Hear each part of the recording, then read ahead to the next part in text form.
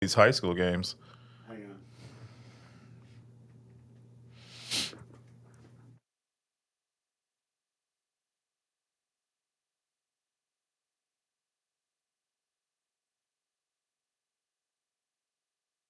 All right, Terry Bennett now joined by my sideline to sideline co-host Grant Goodwin. And before we get into the game, let's kind of just talk this whole week as for 2A, 3A, and 4A.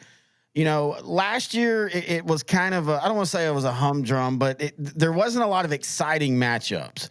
This year, I feel it's exactly the opposite. I feel like almost every game you can at least make a case for both teams, and at least every class has at least one game that will probably be a one possession game.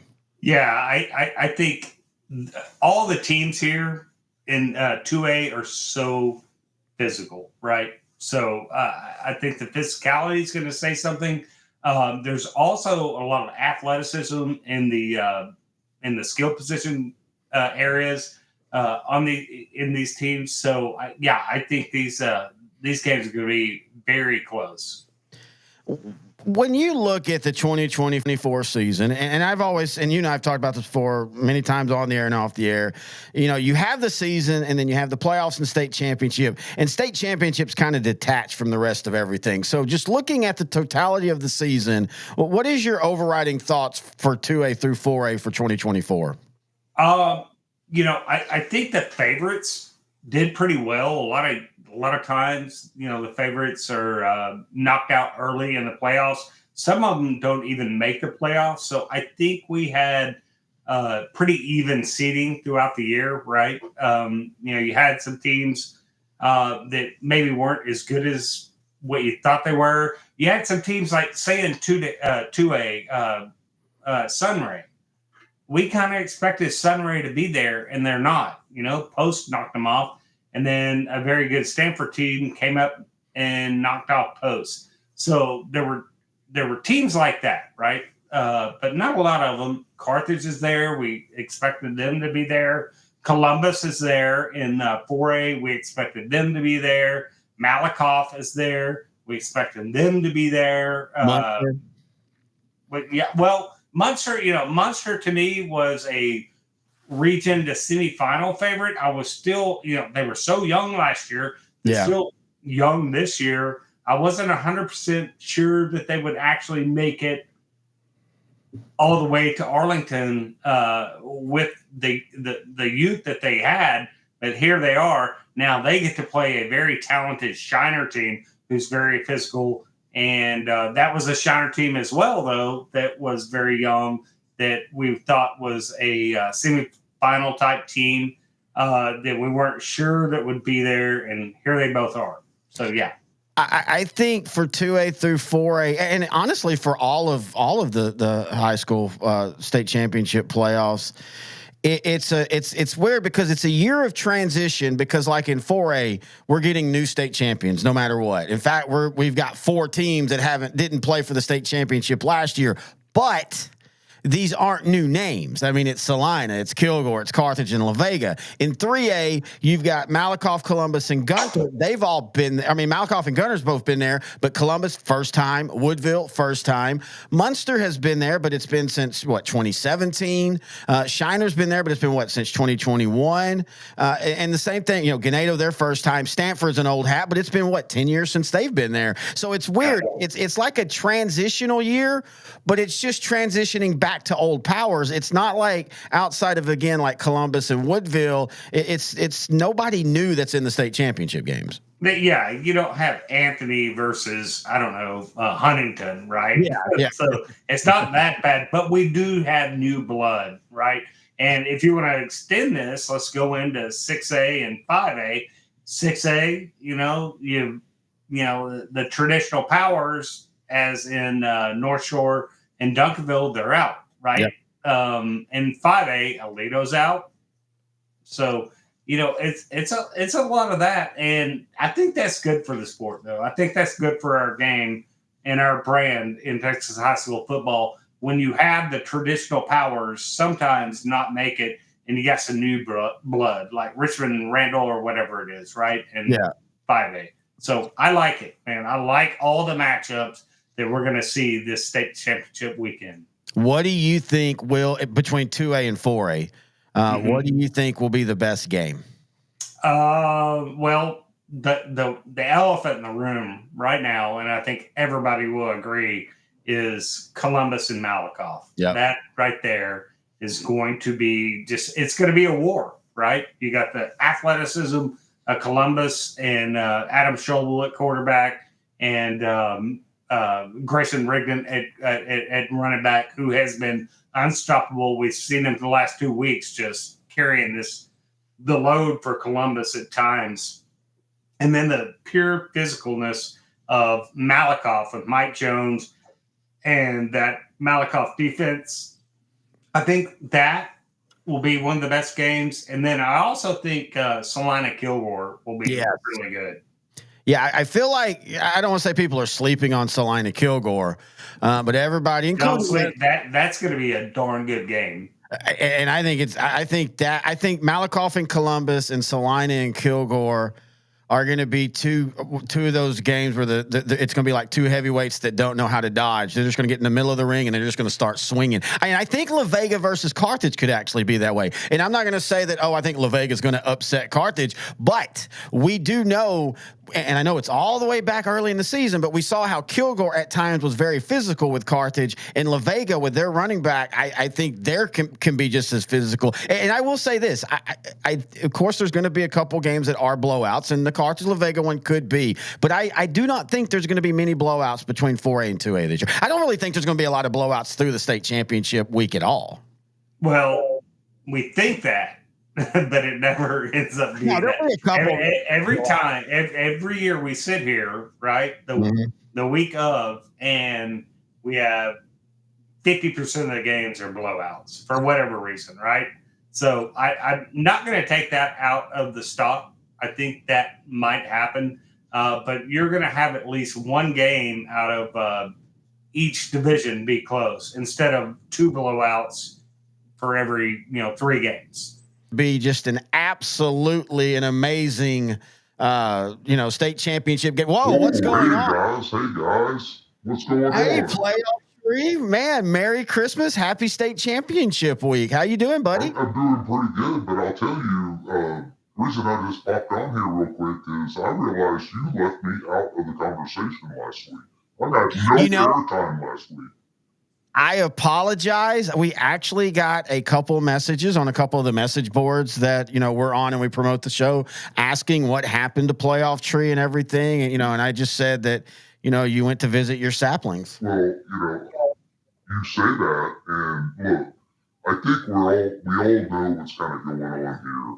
We all think the beef is between me and Coach X, but really, I think it's between you and I, Terry.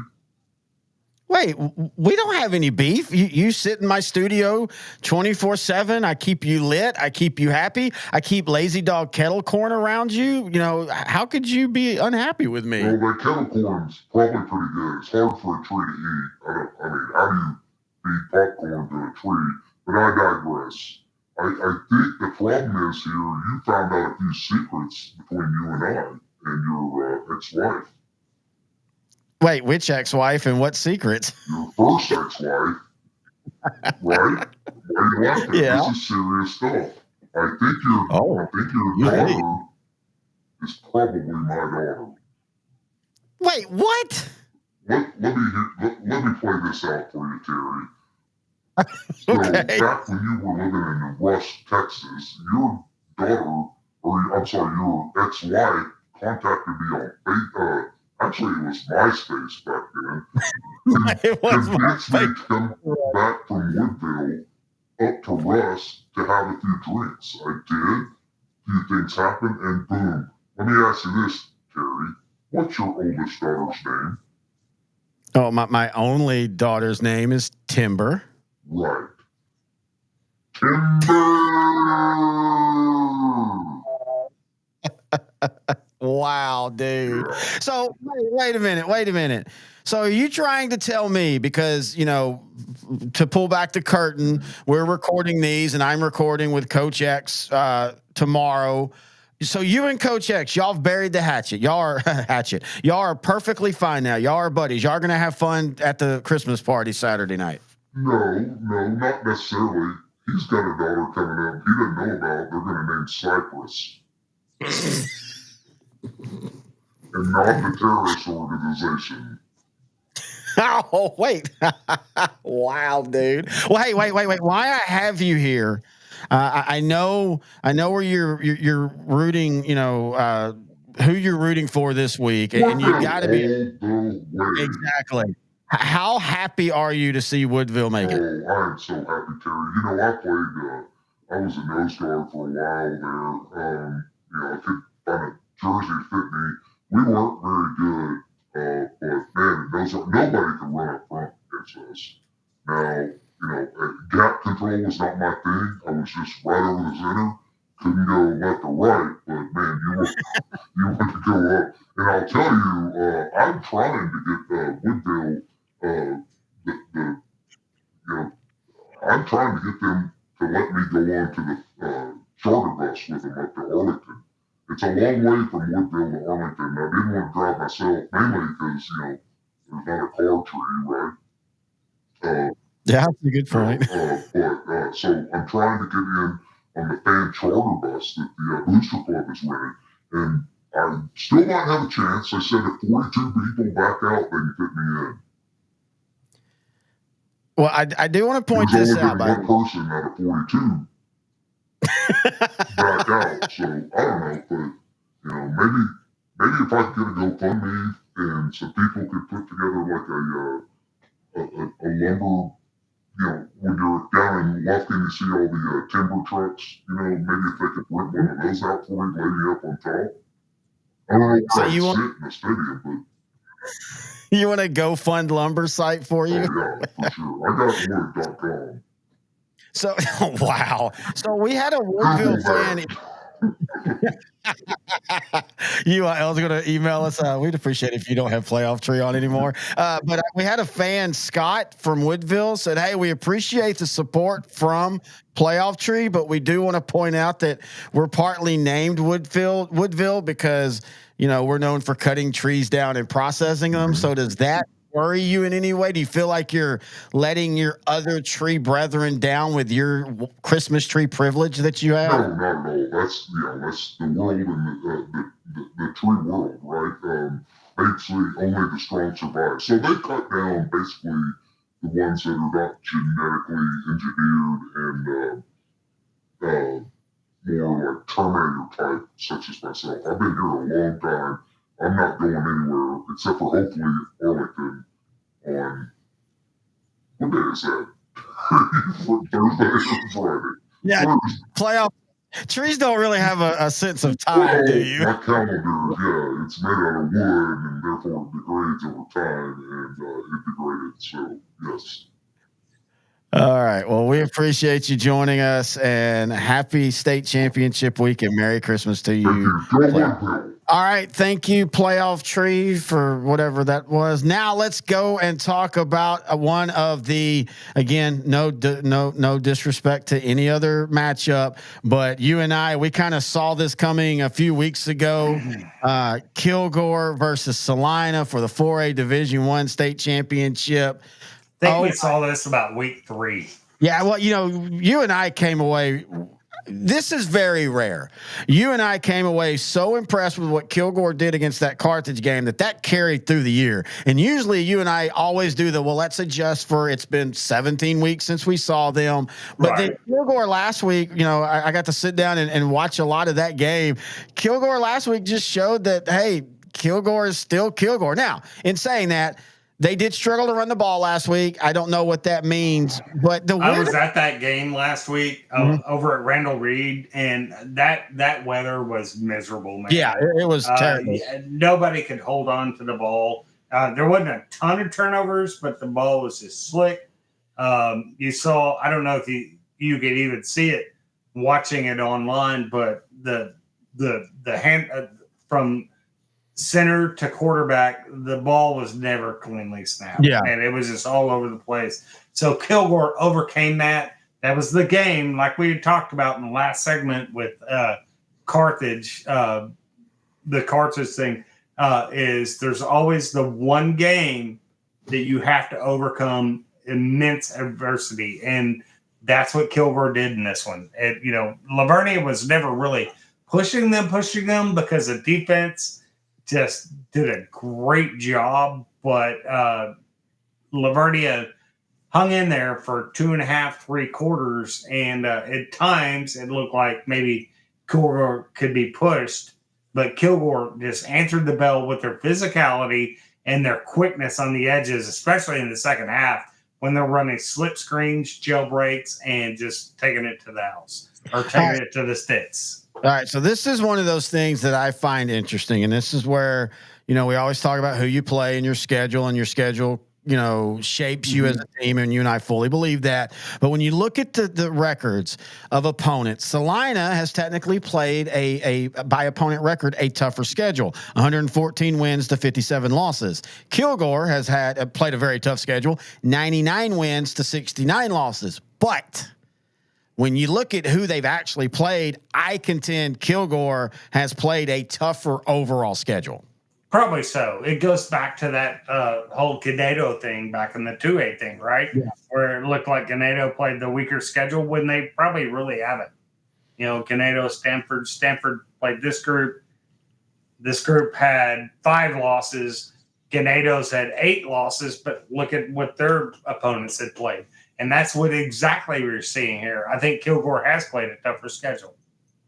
So let's go ahead and break it down. Some of the big key players, of course, you and I have been huge all year long on Celina, and everybody talks about their running game and their offensive line, but you and I have been saying it from week one. At the end of the day, in our opinion, Bo Bentley at quarterback, he's that curveball. He's the guy. His numbers. They're good. They're 2,900 yards and 42 touchdowns passing, but they're not going to stand out among some of the other quarterbacks here. But man, whenever they need it, he's almost like their Mike Jones. Whenever they need something from a 3rd down and 7 or 3rd down and 8, Bentley's going to get it, whether it be with his legs or throwing the ball. Well, Bo Bentley has 2,900 yards passing, but he's also got 2 100 or 1,000 yard rushers behind him. Yeah. How often do you see that? That's a good point. I mean, if you had one 1,000 yard rusher behind you, then all of a sudden your quarterback's probably going to have 35 to 4,000. So he's got 2 100 or 1,000 yards rushers behind him. I think he's doing okay this year. And let's not forget that defensive front for Celina is, there's no weakness at all. At all. You look again, you're talking about their running game. Logan Gutierrez, 1,300 yards, 21 touchdowns. Harrison Wilson, 1,290 yards and 17 touchdowns.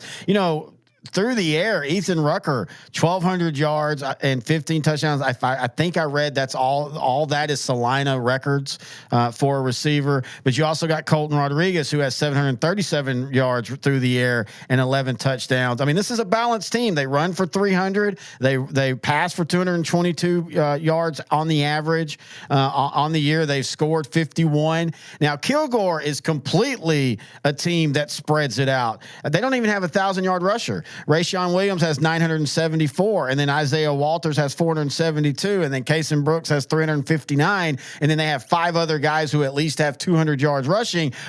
And oddly enough, at times this year, Kilgore has relied on the pass, and Kason Brooks is 3,100 yards, 38 touchdowns, and only 6 interceptions. Kilgore spreads the ball out. They do it through the air more, but they remind me so much of the old John Tyler and what's his name that went to Alan Wilson. We used to always joke. That's where we joke with the term bevy of backs, was talking Alan Wilson. And Kilgore does a lot of those properties. You can't key on one guy and say, we stop them, we win the game. No, Kilgore's key to victory here is on the defensive line. They're going to have to win the line of scrimmage on the defensive side of the ball. And their receivers on the offensive side of the ball are going to have to really block it up every time. Because I don't think that Kilgore's going to be able to just own the line of scrimmage on the offensive side of the ball. So what's your next step? Get it out on the edges. Well, out of the edges, going to be the slip screens, the jailbreaks, and all that. So all the receivers are going to have to block perfectly to set those up to get the ball on the edges, because I think if Kilgore is able to get the ball on the edges, they have the quickness and the speed matchup, but it's just getting the blocks to allow those receivers to get the ball in space. Can they do that? I don't know, because Celina's linebackers can cover territory really quick. I tell you what's scary about this Kilgore offense is they're only going to lose like 2 starters. Yes. Brooks is a junior. Their running back, Rayshawn Williams, is only a sophomore. And then on defense, they're going to return 5 or 6 players. This Kilgore team's here for the next really 2 years. Good. I mean, they're always. It actually still blows my mind that Kilgore still hasn't won a state championship since the infamous 04 block Lincoln or something. Yeah, blocked the overtime field goal kick against Lincoln. They've been to a state championship since then, but just off a quick thing, if you ask me, hey, has Kilgore won a state championship in the last 15 years? I'd be like, well, yeah, they won't. Wait, well, no, they really haven't. I think they do this year. I think they pull off what I know some people might call the This upset. would be an epic upset. Epic? Okay. I think it would be. I don't think epic. I mean, I think it'd be an upset. I'm not disagreeing with you, but I don't look at this game and go, "Oh, this is Celina by 4 touchdowns." What would be an epic upset? Like who? Oh, that's a good question. Yeah, because I think Celina. We've seen Celina twice this year, right? Mm-hmm. And we have seen no weaknesses in their game at all. So when you're coming up against Kilgore, I think that would be an epic upset. I'm not saying it's not going to happen. I just think if it did, it would be epic. We said this at the intro of this. This is, I think, one of the more evenly matched, from 2A through 4A, but really from 2A through 6A, one of the more evenly matched state championship weeks. I don't think I don't think there's a ton of prohibitive favorites. Like I said, I think this would be an upset. I don't think it would be an epic upset. Could we say it would be the biggest upset of this week? Maybe. I still think if Vandergrift beat South Lake Carroll, I think that'd be a bigger upset. I think if Randall beat South Oak Cliff, that would be a bigger upset. I contend that this would be an upset, but I think, what is your score then? Go from there. Out of those 3, one is going to be an upset. The other, Randall, South Oak Cliff, Vandergrift, South Lake Carroll, right? I think this would be the bigger upset, honestly. I really do. Maybe not an epic upset. Maybe I should rephrase that. But it'd be a huge upset. I think, again, going back and have seen Kilgore and Celina both. I think it would be a big upset if Kilgore won it, but I say Celina by 7 to 14 points. So maybe, if they were to make up that, maybe I spoke too soon, but I do think Celina will own the line of scrimmage, and that's where the game is played. I think Celina wins this. I'm going to say about 14 points. See, when I'm trying to make a decision, when I've gone through everything else, I always look at, and I always say, okay, when I look at Celina's schedule, have they played anybody that's Kilgore? And I don't see anybody that they have. No, They've played some near. La Vega's near. Gunner and Franklin again. It's fun that those games were played, but it also, and we said this in those weeks. In my opinion, neither team got anything from those games other than they needed to play a game and they had to have reps. But everybody else, even the good teams on Celina, I think Kilgore would beat Panther Creek by 4 touchdowns. I think Kilgore would beat Sulphur Springs by 4 touchdowns. I think Kilgore would beat Canyon West Plains by 4 touchdowns. And then when I look over at Kilgore's schedule, I don't think Celina beats Carthage. I think Celina maybe beats Pleasant Grove. I think that's a good game. Chapel Hill Celina would beat, Henderson Celina would beat. So I feel like I do not think that Kilgore would beat Panther Creek by that much, if they even beat them at all. I think Panther Creek. I don't know, man. That Panther Creek we saw a couple of weeks ago in the playoffs against Alvarado. I don't know, man. That'd be a that'd be a tough one. It's hard to compare schedules. Oh, it is, and that's the fun of it. And I like that, for the most part, like every year we're alike on a lot of these picks. I like that when we have our differences, and I like the fact that I can't remember which game it was. It's the Stanford Ganado. We both think. I think Stanford, you think Ganado, but we think it for the same reason. Right, I kind of feel this is the same way too. Look, I think Celina's offensive line is amazing. I just don't think that they've seen an athletic defense like Kilgore. And probably not. Probably no. Athletically, not. No, not. Here at L4 Media, we talk high school football, 4A, 3A, and 2A in Texas. We talk East Texas sports. We talk NFL, guy talk, movie, and booze. We also talk wrestling and so much more. So like and subscribe and check us out.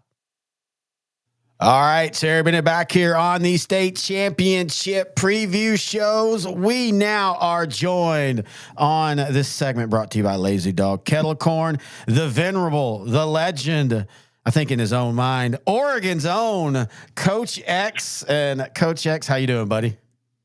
Pretty good, man.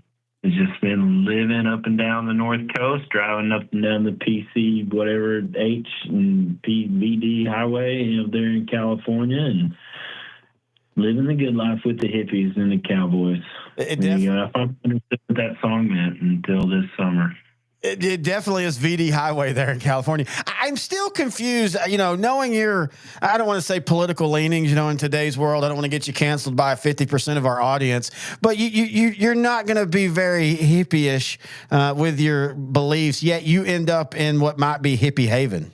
Yeah, it's true, man. You got to go where the work is, though, dude. Like I interviewed with this girl, and she was like, "I have 3 openings," and I was like, "Yes, I know. I'm here to fill them." And then she made me leave. And I really think you overestimate our audience. I really think my political beliefs, these things I believe, would not alienate 50% of our listening audience. No, but I think we high with the hippies in Texas, and I don't think the hippies watch football. They're killing football, like with taking cut blocks and hard hits out of the game. Those are what the hippies are doing. Well, to be fair, I say that, I don't want our stuff to get up on, well, I guess not X anymore since Elon owns it, but I don't want anybody pearl clutching about when they hear about you going for 3 holes and such. I mean, you got to go for all 3. I mean, that's what they got. That's what you got to do. There's 3 possibilities. If you just get 1, I mean, you're doing good. If you get 2, that's awesome. If you get 3, then you marry them. Well, if you get really crazy, you can go for 5 or 6.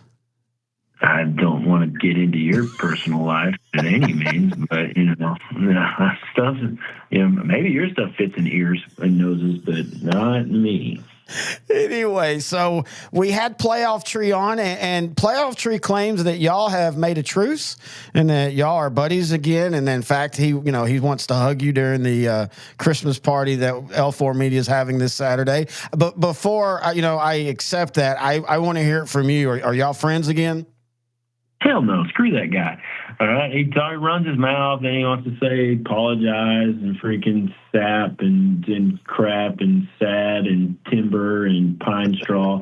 No, not even close, man. That man, in fact, I'm starting another burn pile at my house, and I'm looking to pick up a playoff tree to put on top of the burn pile, because that will go up really fast and help me out with some yard clippings and various things in my neighborhood. So yeah, playoff tree, dude, don't be lying. I hate you. I always have, and I always will. And you really do. I don't understand you. So I don't even know how you could say, maybe you did say, let's make up, and I didn't understand this freaking bass voice. And I was just like, yeah, cool, man, whatever. Yeah, let's do that. So maybe that happened. Like the low talker on Seinfeld when Jerry had to wear the puffy shirt. Maybe that's what I agreed to, but no, I hate playoff tree, and I always will. I don't have the heart to tell the tree. He talks about his upbringing down in the Angelina County and the big thicket and all, and I don't have the heart to tell him, like, dude, you're not a real tree.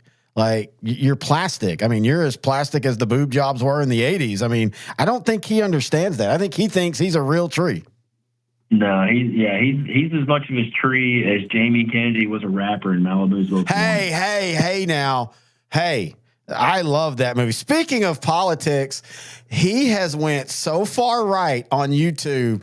It is so funny to watch him. Just anybody just type in Jamie Kennedy's podcast. But I love that money. The funniest thing is, did you ever notice he kind of made the same movie twice with just a little bit of a different plot? One of them, he's a rich white boy rapper. The other one, he's a rich white boy hip hop dancer. Of course, that one he gets hit in the head and wakes up like 20 years later. But I always thought it was funny that they were kind of the same movie. Yeah, the second movie you're talking about is what movie are you talking about? Oh man, let me see. I can't think of the name of it now. You don't remember that movie where he's part of a dance crew like in 1988 and they're like real, they're hip hop and they're rap and all that. And then Kicking It Old School came out in 2007. I didn't watch that. Yeah, it's not a good movie. It's not a good movie at all. It's terrible. What would you rather watch, that one or Freddie Got Fingered? Because Freddie Got Fingered, it's a funny movie in that the studio asked Tom Green to make a movie, and he said no. And they said, here is as much money as you want. And he said, okay, it's going to be crap. And they're like, we don't care. And it's actually, if you've watched it enough, it's actually one of those stupid movies that has a lot of really funny wit into it. And also Rip Torn, man, he went for it. He played his part like it was like this was the most serious role. I actually have a really, really soft spot for Freddie Got Fingered.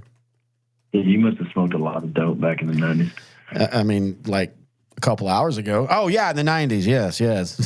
Yeah. Tom Green was right in my wheelhouse as far as, my age. In fact, I think we're like the same age. And he was one of the first guys that did that true, absurd, doesn't make kind of sense humor. And I just absolutely love him. This is true. I'll give you that. All right. So are you going to be back on the sidelines after the probation? I mean, your terms end. Are you going to be back in Texas this year? I like it out here filling 3 openings with hippie chicks. They're everybody, the hippie chicks get a bad rap, but they're into a lot of stuff, and you can go in a hut with them and man, you can come out 3 days later and be like, whoa, what happened there? So, the myth of rich waspy girls do it the best is kind of like not true. Like you want to get, but then you got to listen to them talk and all that kind of stuff, So yeah, Texas is kind of where it's at because if you remove the lust from your eyes and your heart, you'll realize that women aren't all that interesting.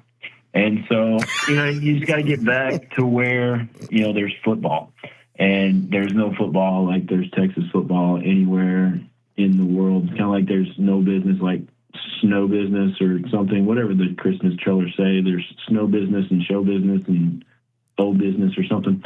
And so, yes, we'll be coming back to Texas. Speaking of hippies and another 20-year movie reference, that reminds me of the Without a Paddle when they meet the 2 hippie girls, the tree huggers, and they're extremely hot, but they haven't obviously shaved their legs in 6 months or so. Yeah, you run into some of that too. You just got to pretend they're French and just go for it. All right, before we turn our attention to the game, Grant and I always do this, and you and I did this last year where we kind of just take a step back and look at all of the state championship games between 2A and 4A, and really this year between 2A all the way up to 6A.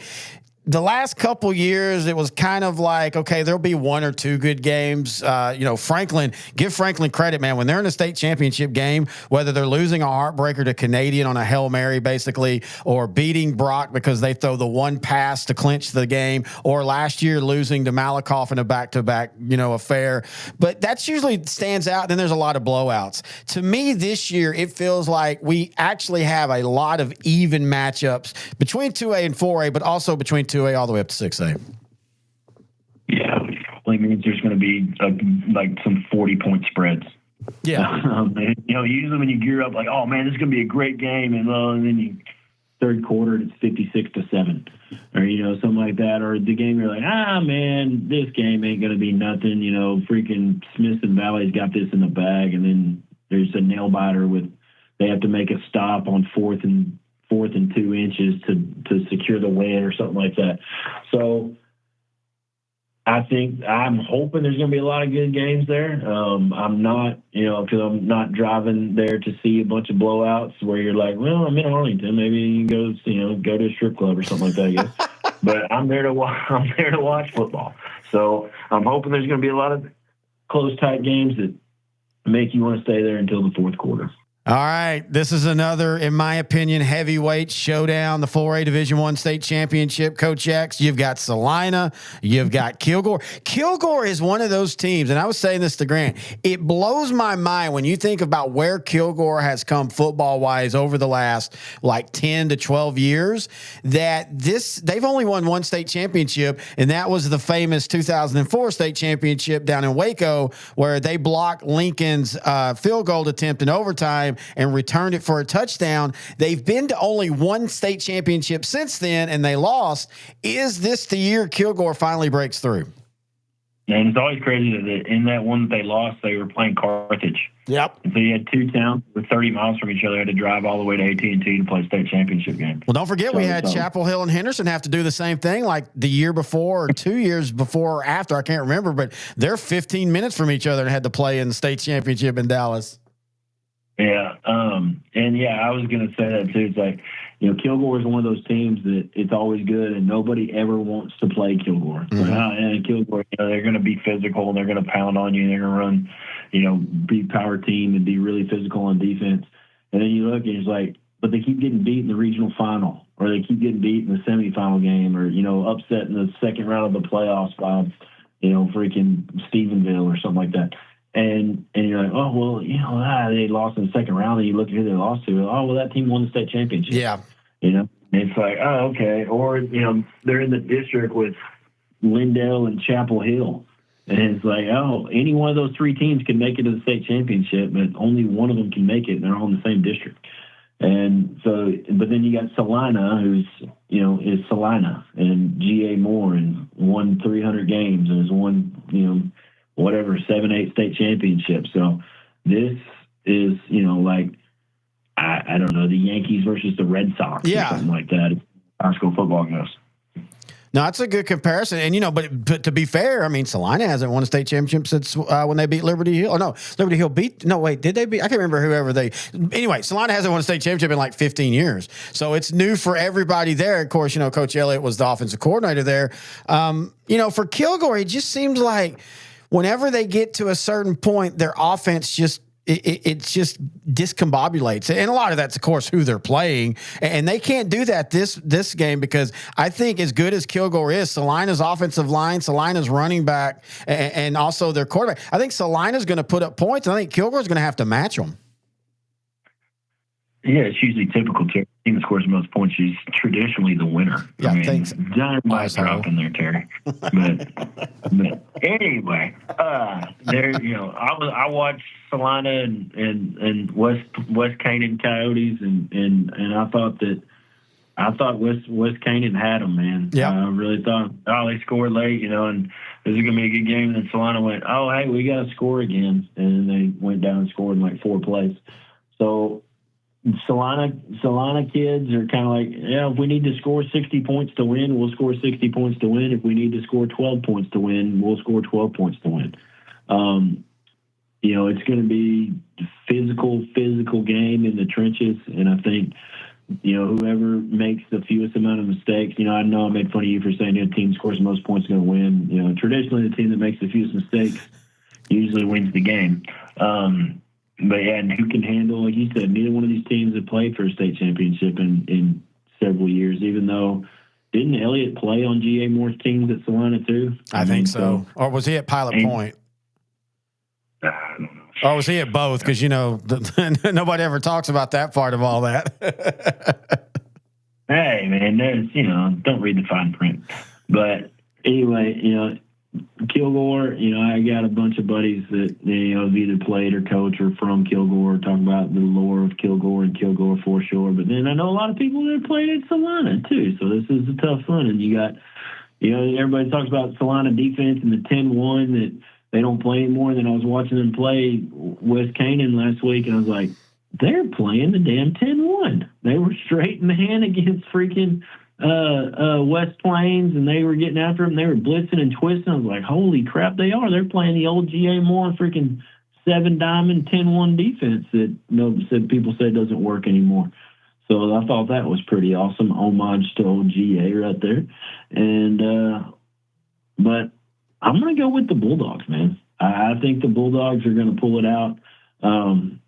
I think there'll be a late maybe score, maybe 1-2 minutes left in the game, and then hold on. Maybe Celina puts a drive together at the end, but I'm going to go with, a really close 1 touchdown or maybe 3-point game, or maybe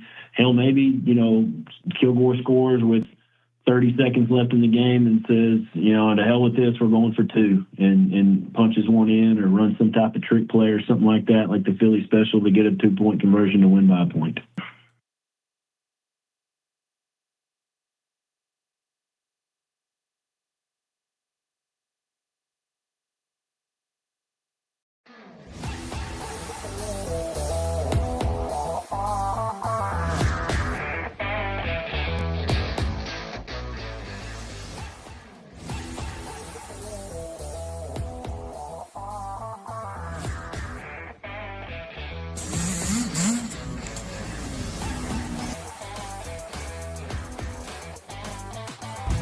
Hi, I'm Josh Bell with the Miami Marlins. I wear NeuroGuard to help with strength and coordination when I'm in the weight room and help with balance when I'm on the baseball field.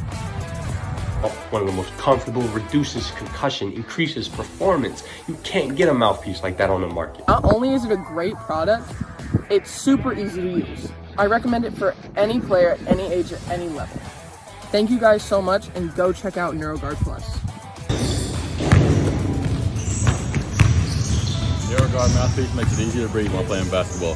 The unique design is not as bulky as any other mouthpiece, and it makes you feel safe in concussions. NeuroGuard really control my breathing while I'm riding. It stops me getting concussions while I ride. It's very easy to use, so go pick one up today. I'm still doing stunts. And with concussions I've got, I feel much safer with that. I'm doing, like I said, I'm doing a whole lot better in the gym. So NeuroGuard Plus, once this one wears out, you've got a customer for life, because I'm telling you people, NeuroGuard Plus is the way to go, and me, Mark Ash, says so.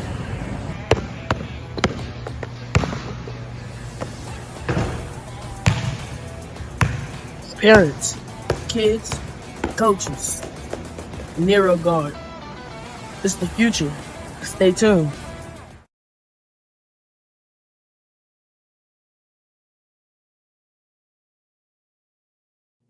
All right, Terry Bennett, now joined by intern Noe the Pro, as it's the last high school broadcast of the 2024 season here for Sideline to Sideline and L4 Media. And what a game we think this could be.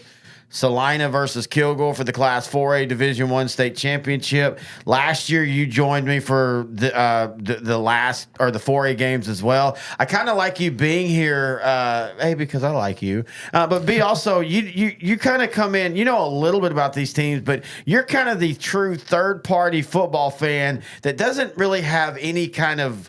You're not slanted anyway. You're coming into this cold. Yeah, I'm coming in this cold. Celina is closer to where I live. Yeah. But I don't have, I know Celina has the history. I was telling you earlier, I remember back in the day, they used to, G.A. Moore was head coach there for a while, right? Yeah, like 30 years. Yeah. By the way, do you know who that is? We're watching the broadcast. That guy to the left, you know who that is talking? Gary Reasons? Yes, sir. Yeah. Former Cowboy and, Giant linebacker. Yep. He's famous for the fake punt. I just showed you that a couple days ago. From their Super Bowl winning the year? 1990 state championship, the 1990 NFC title game against San Francisco. Yeah.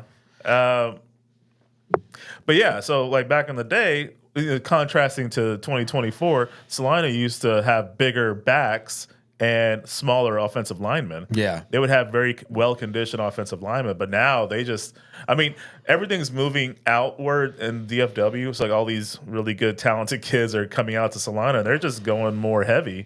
They have a huge offensive line. Yeah, they do. They're big up front. They've got 2 great backs. They have over 4,000 yards of total ground game this year, and then they've got a really good really good quarterback in Bo Bentley, who he is that epitome of when you think of Celina, when you think of like the 80s and 70s and early 90s, Plano, a guy that, you know, he's not going to light it up statistically, but if you need him to make the plays, he can make the plays.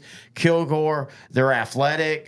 Grant and I saw them at the beginning of the year. They beat Carthage, who just won their 10th state championship in Division II. This could be, if Kilgore can play to their best ability, this could be the best game of state this week. But also, if Celina gets out front and they start letting their road graders work, then it could be a long game for Kilgore. Yeah, I have no idea how this is going to play out. I know the analysts have already predicted Celina is going to win, mainly because of the offensive line and some of their skill position players. But again, it's one game. That's why you play it. Anything can really happen. Like Kilgore could come out here with some trick plays. They're a very formidable team. Yeah, you look at Celina, they're 15-0, and you see that 0 defeats. So you're automatically going to think, oh yeah, they should win. But anything could happen. Like, who do you think is going to win today's matchup? I pick Kilgore in the upset. Okay, like a close game or like. Oh yeah, close game. I mean, they're Celina's the real deal. Again, Celina's the favorite, and they should be. Celina has road graded everybody this year. Talking about to Bentley, I mean, he has almost 60 combined touchdowns and almost 4,000 combined yards. So he's been coming up for them pretty clutch and often this whole season. I'm thinking if they neutralize Bentley somehow or just kind of minimize his effects on the game, I think Kilgore has to have a chance. Oh, yeah. But Bill Elliott, the longtime head coach, who was also the offensive coordinator for a long time under G.A. Moore, actually played for G.A. Moore. Oh, okay. I mean, this is one of those Celina through and through guys. And he is, they haven't won a state championship in a long time for them. It's been 15 years, but they've consistently been a really, really good team. Yeah. And now their populations is exploding. I mean, this is a team that 20 years ago was a 2A power, and now they're in Class 4A Division I. Look at number 12 behind the guy. I see 47. Okay, you see dadgummit, they changed it. I see another 12, but for a Clint different Fuller, team. head coach at Kilgore, they're showing on the screen. He's done a good job here at Kilgore, continuing. And they're another one. They've only won one state championship. It was in 2004. Now, they did make it to state in 2013, but they lost to Carthage. Two teams that are 30 miles from each other had to go to Dallas to play. That's how that works. Look, number 12. Oh, wow. I think he's like he's definitely not a high schooler. Maybe like a mascot, maybe. I don't know. So you went to Irving to play for the state championship, right? No, we went to Houston. Houston, okay. Astrodome. So the Astrodome was the destination for you. Well, I mean, it wasn't planned. So back then, that was still back when you didn't know where. Like now, they're at AT&T. Yeah. Like where you're going. Back then, you just we played a San Antonio team, so we either were going to go to Dallas or we went to Houston. We ended up going to Houston. Okay. Yeah, they've only been doing this at AT&T for 14 years now. Before then, you just had to find out. You just had two coaches had to pick where they wanted to play. Yeah. Kilgore's going to kick off. Celina's going to receive the ball. They're in their home orange jerseys, the very famous, known Celina brand. In fact, we everything's dropping. Down I goes actually chips. have right now, this is called Power, Passion, and Glory, the real story of Texas football madness. It's about Celina. Oh, okay. Of course, there was the famous country song a few years ago about playing college or high school football, and Sean Payton was in the video, and he's talking to Celina players and everything. Speaking of, we watched one of the worst movies ever with Kevin James as Sean Payton. Yeah. That was a fun movie, though. I will admit that. It's just fun. I mean, I could imagine Sean Payton, now head coach for the Broncos, being angry that Kevin James is playing him.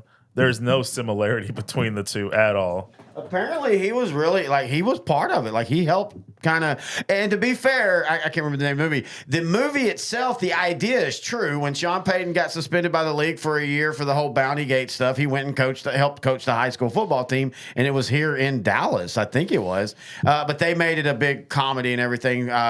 Bo Bentley, the quarterback for Celina, his helmet falls off. We have a flag on the play. And by the way, if you do not know, intern Noe, the pro, and I will be back after this game over on the Outdrink the coverage side, which is still the same. Oh, we have personal foul. Face mask against Kilgore.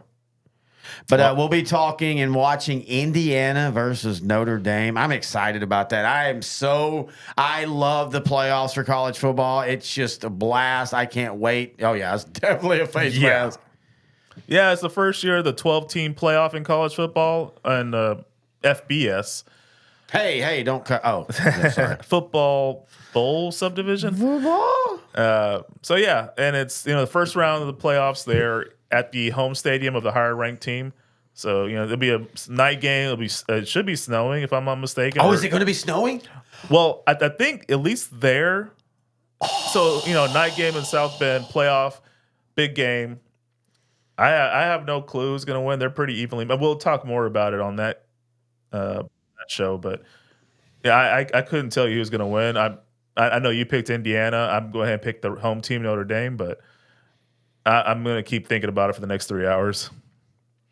Good run. Yeah, good start for Celina. They got two backs that have ran for a combined almost 4,000 yards. They also have a quarterback who's ran for like 700 yards. They've got big, mean offensive linemen. Just look at them, dude. Class 4A is right in the middle, and it's more and more becoming big boys in sizes. Yeah, like I told you, a lot of the Celina touchdown. That's number 59 for Bentley on the season, combined touchdowns. Wow. A wide receiver got behind the defense, and Bentley, one of the easiest touchdowns he's going to throw all year long. And Celina strikes first in 3 plays, and they're making a statement here early.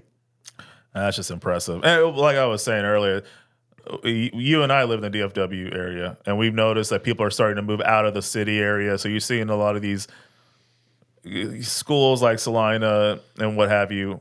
Typically, you're going to have smaller players, but now they look like they have 5A, 6A size players. That's just an advantage, especially at 4A level. Well, and Celina's knocking on that 5A door. In fact, a lot of people, the realignment just happened this past February. And a lot of people thought Celina was going to go up this year, but they didn't. Yeah. And they're taking advantage of that now as they're in the state championship game. 8-time state champs, but they haven't won a state championship since, I think, 2009, 7? I can't remember the year. They beat Liberty Hill. A little under 1,200 students at Celina. Pretty crazy. 4 plays, 59 yards, and a touchdown, and now Kilgore's got to already answer back. Yeah, that'll be big because if Kilgore look at that. You don't see many high school quarterbacks have the headsets on talking to upstairs. Yeah. Or maybe he's just playing video games right now. Yeah. Those kids. Those kids these days. Yeah. I can't wait for everybody to leave tonight so I can play some video games. Is he wearing 2? Yes, he is. That man is now Noe's favorite player because he has not 1 mouthpiece, 2 mouthpieces. Intern Noe, the pro, hates the players that don't wear their mouthpieces. Speaking of mouthpieces, Newer Guard Plus, Dr. Hutchinson sent us a bunch, and we do appreciate that. We're going to be passing these out to some players next year. We do appreciate Newer Guard Plus for being the title sponsor of Sideline to Sideline this year. Breathe and speak normally, protect your brain, and play better when you have Newer Guard Plus mouth guards in. We'll give you some more information about that later. So now Kilgore finds themselves down quickly, 7-0. Kason Brooks, a great quarterback on the year, 3,500 yards, 41 touchdowns, only 7 interceptions, 5 touchdowns on the ground. He's not like a big runner. And for Kilgore, that's a little different. Usually they've had the more what you call athletic quarterback. Mm-hmm. He can move around, but he's going to look to throw before he runs. We're going to see how this Kilgore offense responds as Celina, their first drive. Look at this interesting formation. 3 wides all split right to the wide side. Celina playing 3 up. Right up the middle. That's a numbers game. They spread out, and what they basically did is made Celina take 5 guys out of the box, and that gave you the numbers. And that's where, in today's game, that's all it is. It's all about numbers. If you have the numbers, you run. If you don't, you throw. And now either they do that or they'll do a screen pass to that side too.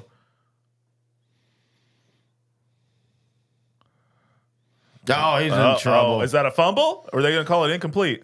No, I think he was throwing the ball. That's smart. Very smart.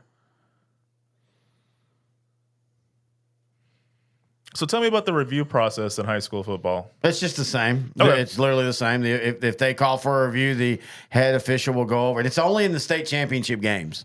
But yeah, he'll go over and he'll review. And it actually, now the team ended up losing anyway, but Wednesday or Tuesday, let me get this right. Thursday morning, Stanford, their quarterback was flagged for throwing once he went beyond the line of scrimmage, but he actually hadn't. And so they reviewed it, and the touchdown stood. Now, they ended up losing in overtime, but still, here we go. Here's going to be a review.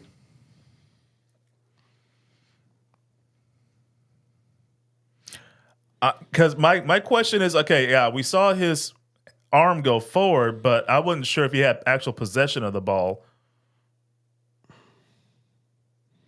And if anything else, I think it is at least intentional grounding, like the announcer was saying. Okay, so he did throw the ball. I don't think anyone was there. I think it was his offensive linemen were there. So I'm going to go ahead and say...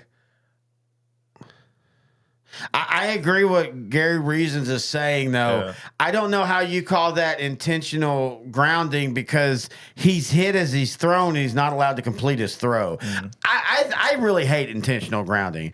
It's your ball. If you want to throw it away, you should be allowed to throw it away. And honestly, let's be fair.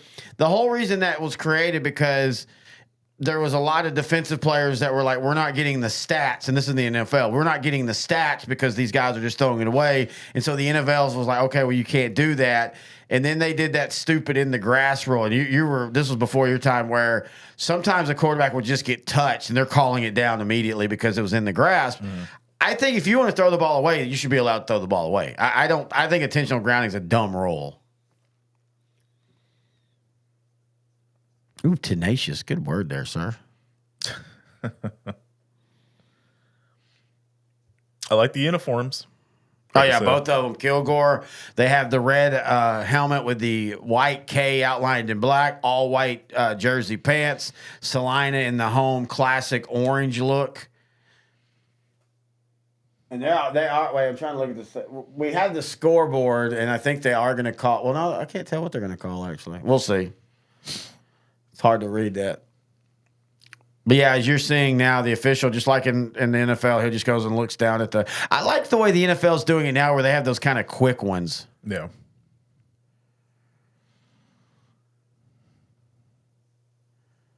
All right, so they called just third down, so it'll be 3rd down and 4. I think that's the right call. Yeah.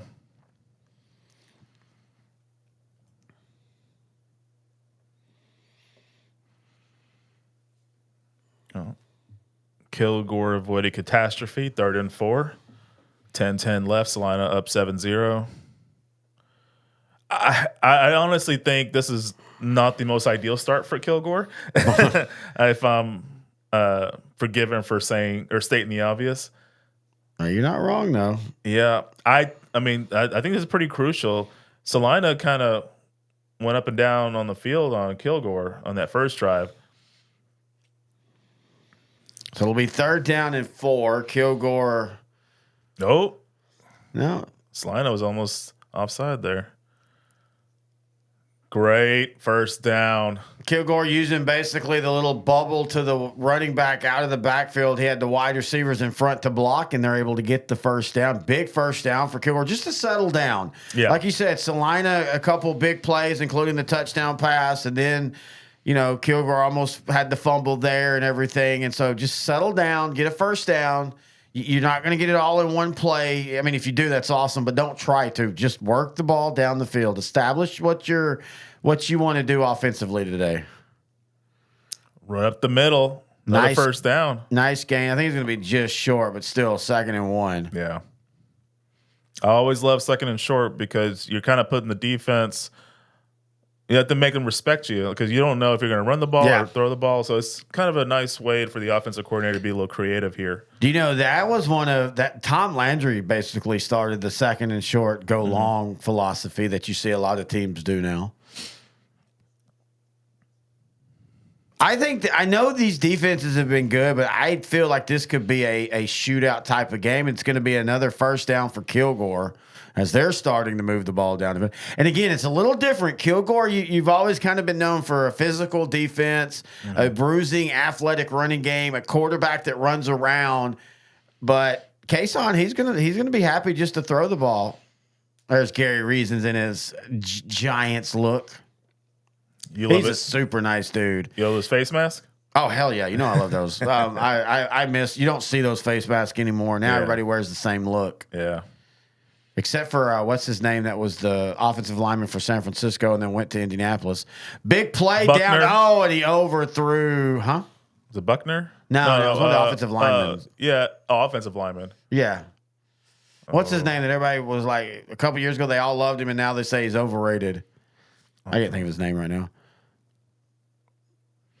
Well, that's one of those you mark as should have made a play and couldn't. Mm-hmm.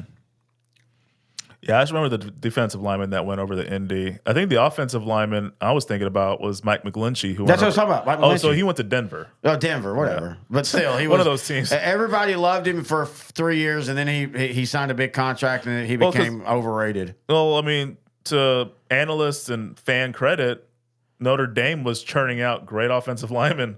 And I think he's still a solid offensive lineman, but like great ones like Zach Martin. I mean, it's almost like offensive line U at this point. Like right now, the Chargers have Joe Alt, 6'8", giant of a man. Notre Dame's been offensive line U for 100 years almost. They've always produced big studs, strong, big offensive linemen. Yeah. A&M gets their. Trying to think, A&M has produced some good defensive talent. Linebacker U is what they used to be, the wrecking crew. The South linebacker U, because I guess Penn State is also linebacker U. Yeah, but it was different. And then Iowa. Penn State was more like 4-3 linebackers. Yeah. A&M was like 3-4. Quentin like Corey, Von Miller, edge rusher, Von Miller, Quentin Corey, those type. Yeah. Kilgore moving the ball though real well. 2nd down and 8 though. They're in Celina territory. 7:57 left here in the first quarter. Celina leads 7-0. But so far at least, Kilgore at least is moving the ball here. And it's they're putting. They have the ball for that's me overthrown. Oh, they had a guy wide open and for the second time, just a little bit overthrown right there. So the thing I like about this drive is they're killing the clock and keeping Celina's defense on the field and Celina's high-powered offense off the field.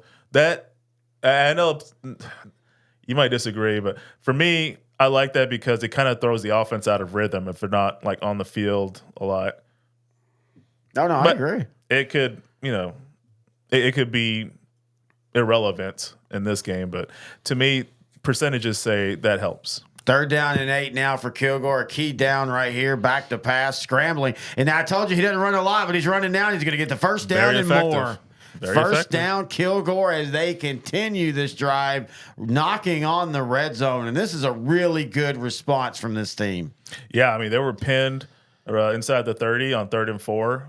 To start this drive, and they converted, and I guess they just gave them some confidence. And they haven't been trying to go for the big play except for that one missed connection in the end zone. But this whole drive has been pretty patient for Kilgore's offense. That's pretty good. And that's what they do. They're gonna methodically move until you make a mistake, and then they'll hit you with a big play. I think a good run up the middle is in store here. That's what she said. Yep, run up the middle. And Celina's there, and it's going to be a loss of 1 on the play. Yeah. That defensive line is so big. Everything, and you're right. Celina used to be known as the scrappy team. They're not scrappy. I mean, they're still scrappy, but they've got D1 talent. Deion Lynn, who's the University of, I think he's at the USC defensive coordinator. Mm-hmm. His dad was the coach of the Chargers, Anthony Lynn. Anthony Lynn, yeah. That's his son played at Celina. Oh, okay. He was a hell of a safety the last time they played in the state championship game. He's now the University of, or he was the USC defense coordinator. I don't know if he is now. Gotcha. Kilgore on 2nd and 10. The quarterback's going to run. It's going to be a first down. So Brooks so far is using his legs and using them effectively, and it's first down and 10. What enabled that was the running back making a key block there on the blitzing linebacker. That was a very good pickup. If you're a young running back, especially in today's football, learn pass protection. Learn how to block in the run game and pass protection, and you're going to play for a long time. That will get you on the field. That and special teams. If you can do one of those two, you will be on the field and get opportunities. So first down and 10, Kilgore in the I formation. Touchdown, Kilgore. What a drive. They killed, I think, at least 5 minutes off the clock there. That was a really nice looking drive. And just answering back the Celina score with a score of your own, and it feels like it's game on now. Now it puts a little bit of pressure on Celina. It's early, but now I feel the offense might feel a little pressure to score every drive, because they just went right down the field. They were patient. They weren't trying to go for the big play. Pretty nice looking drive there. Extra point is good. So with 6:36 left, it's Kilgore 7, Celina 7. We'll be right back.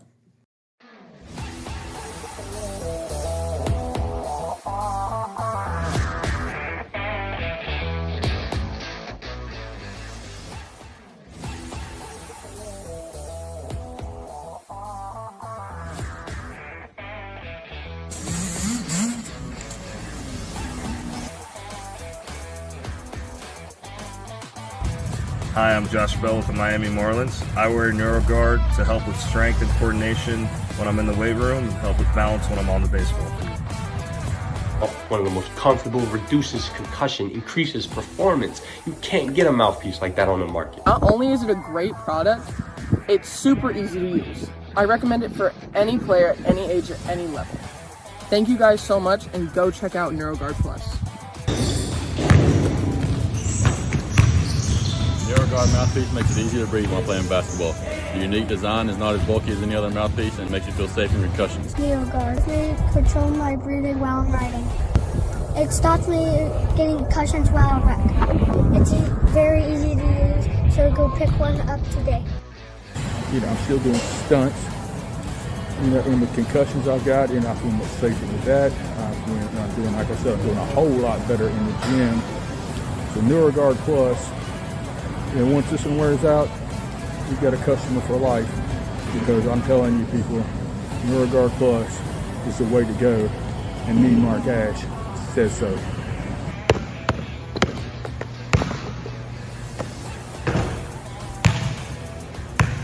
Parents, kids, coaches, NeuroGuard.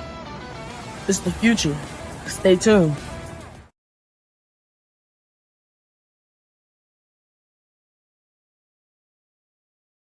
And now have to have Ramonde. Hello, everybody. Terry been back. We're talking fantasy football. I've got to have Ramonde Stevenson now playing because the dude from San Francisco is out. And Stevenson's solid, but he's not, he's not like explosive. 7-7 here. Kilgore answers back. So with 6:34 left, feel like we've kind of got a game on right now. Maybe we're going to have a shootout. We haven't really had a true shootout. I mean, technically you had Munster beating Shiner 36-29, but like me and Grant say, 36 points in high school in today's game, that's not really offensive. Like that's pretty good defense playing as well. It solved the mystery of which is better, cheese or beer. I'll always take cheese. Well, apparently it was proven on the field. Kilgore set to kick off. I love the number 81 for a kicker. Nice. Oh, you'll see that in high school because he's probably also a lineman. Yeah. Good tackle by Kilgore. Yeah, but good field position for Celina to start. Yeah, good field position, but yeah, good job on Kilgore making the stop. Only like a 1 or 2 yard gain. Oh. Stretching out there, buddy? Yeah. Celina beat Canyon West Plains in the region, or in the state semifinal. West Plains took the lead with 3 minutes left, and Celina had to score with 1:29 left. If West Plains would won, that would have been one of the bigger upsets of the playoffs.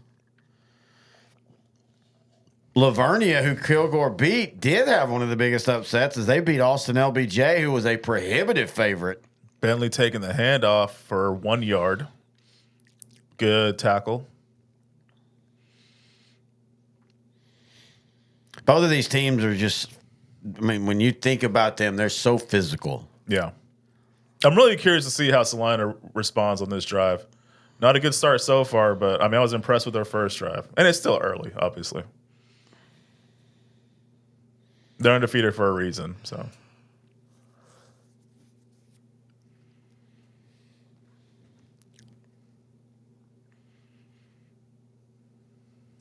Oh, boy.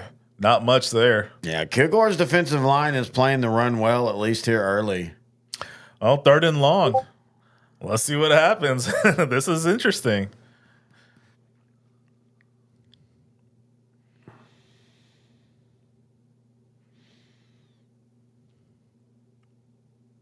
Third down and 8.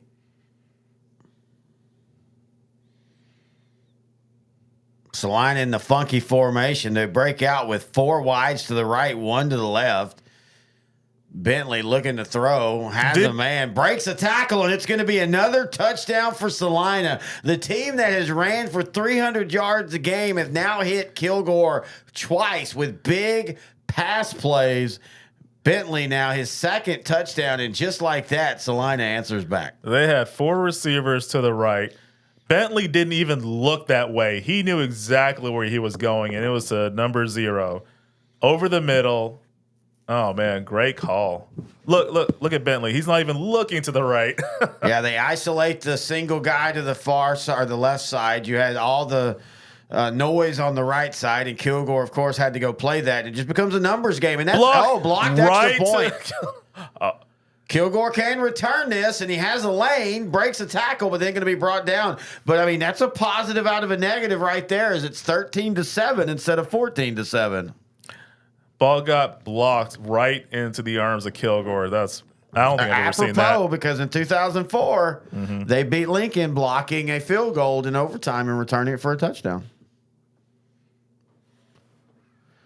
But now Kilgore's got to respond back. I have a feeling we're in for a shootout today. Man, I'm glad I picked this game to come watch. You picked a great one last year too. Gilmore upsetting Belleville. Yeah. Gonna hit a commercial break. 13-7, Celina.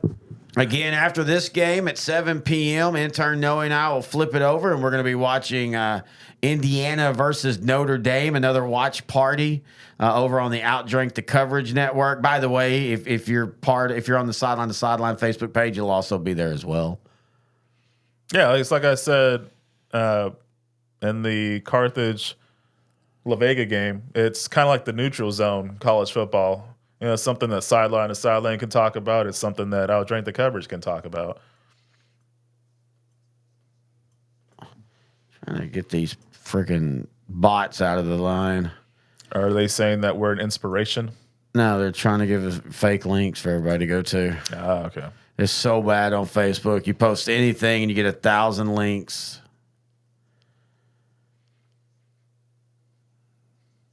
My gosh, there's so many of them. You just turn away for 5 seconds.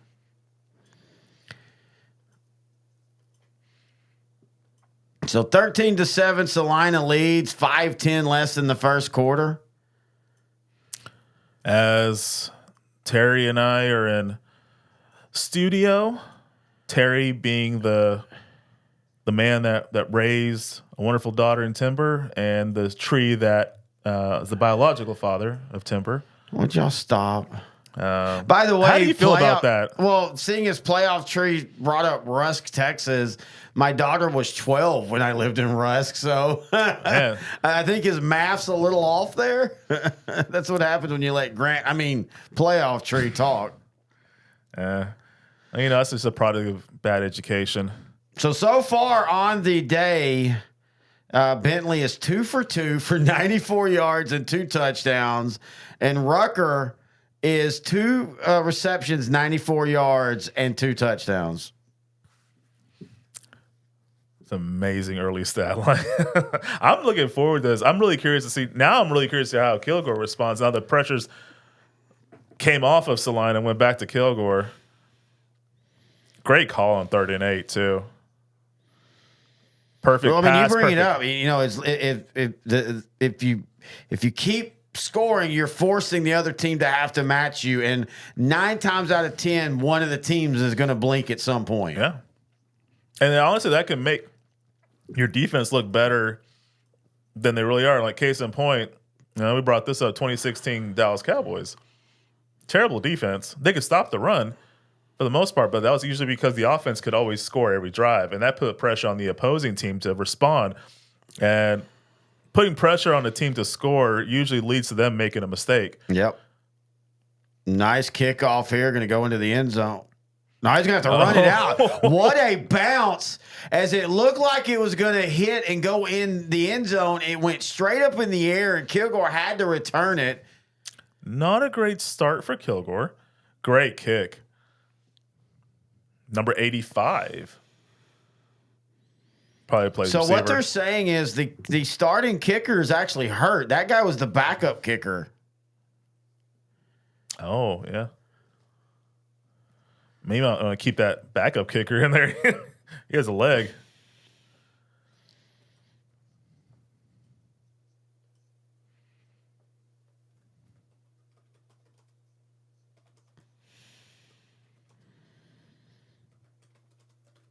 First and 10, ball at the 18-yard line. Kilgore needs to respond. Pitch out to the right. Good start. Yeah, about 7 yards, second and short. Ideal position for an offense. So what did you see that about Doug Gottlieb? Yeah, he said the nobody use, or what did he call those He teams? basically he said he didn't want nobody you coming in and winning, and then nobody you beat them by like 10. I didn't realize he was coaching and still keeping his radio job. He's a scummy person. I don't understand why. First down for Kilgore. I don't understand why he even has a job. The dude stole from his teammates in college when he was a basketball player. Yeah.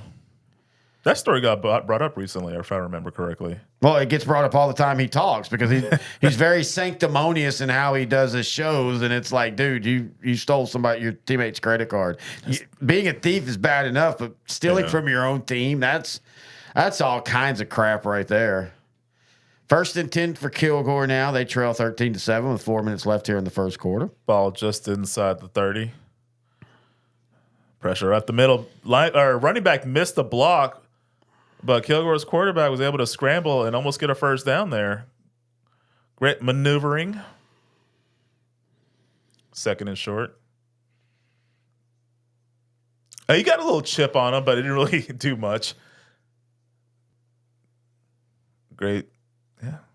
It's a great job. Second and a short one here.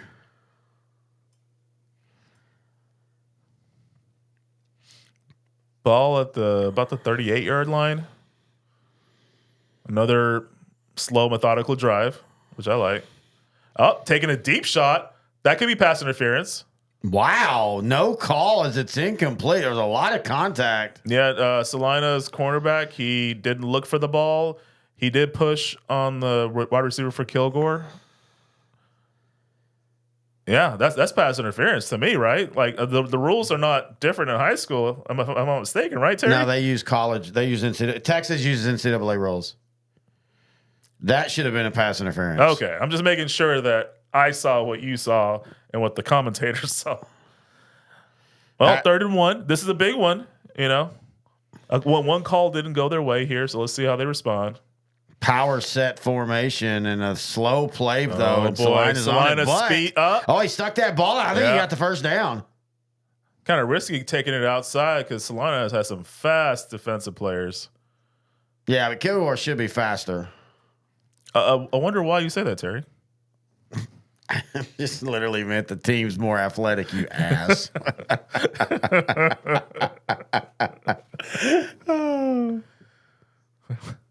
We barely have had anything to consume as far as alcoholic adult beverages, Terry. Yeah, it's been a while, so I'm already feeling a little fuzzy. It's only going to go downhill. Sorry, everybody. Oh, here we go. You got a stoppage in play now. Are they trying to? Since there's a I think they're going to see the where the ball's lined up. Let's see what the announcer has to, or the referee has to say. Oh, just resetting the clock. He stepped out of bounds. I think the clock kept running for a little bit. Okay. You know what? That'd be a good thing to change. I think the clock should just keep running. Well, until the 2-minute warning, until it's like late in the half, and then you can start stopping it. Well, I mean, in the NFL, that's how it, I mean, you don't, the clock stops when you go out of bounds, but then it resets and it starts again outside of 4 minutes. And then after 4 minutes, it stops. 1st and 10, 2:46 left in the first, ball at the 40, scrambles to the left, quarterback gets about 5 yards. Not bad. Not bad. No, I mean, so far, Kilgore's matching Celina with everything they're doing. Up, flag. I think a hold right there. Yeah. Typically with long developing plays like that, it's usually a hold on the offense. Let's see what the referee has to say.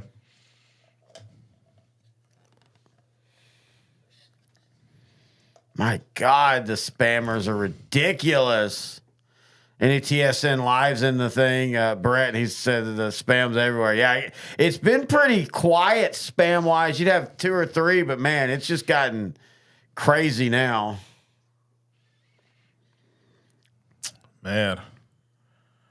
Don't be the outside blocker holding. Yeah, that's just you're gonna be very. seen. You're making it an easy job. Like number 6 right there. I mean, it's very like the referee's right there. It's very obvious. All right. Oh, nice throw. Going to get all that back and more. Yep. 1st and 15 to 2nd and 2.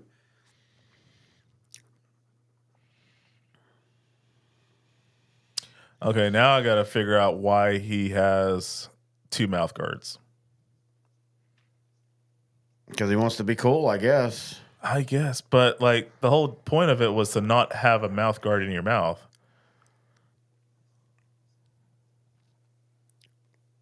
At least the quarterback wears his mouthpiece. I appreciate that.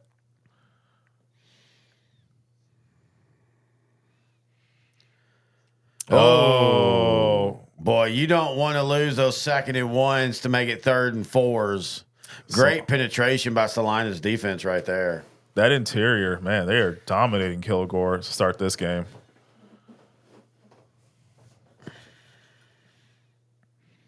Third and long. Well, I think it's going to be like 3rd and 4, ain't it?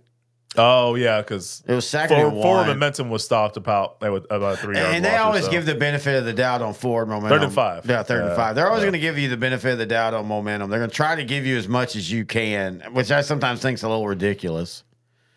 So 3rd and 5, 1:19 left here in this very fast-paced first quarter. Celina's up 13-7. Kilgore's trying to keep the sticks going. Going to throw the ball. Going to be caught. 1st down and more. Well, and that should late hit. That's a late hit. That's got to be a late hit.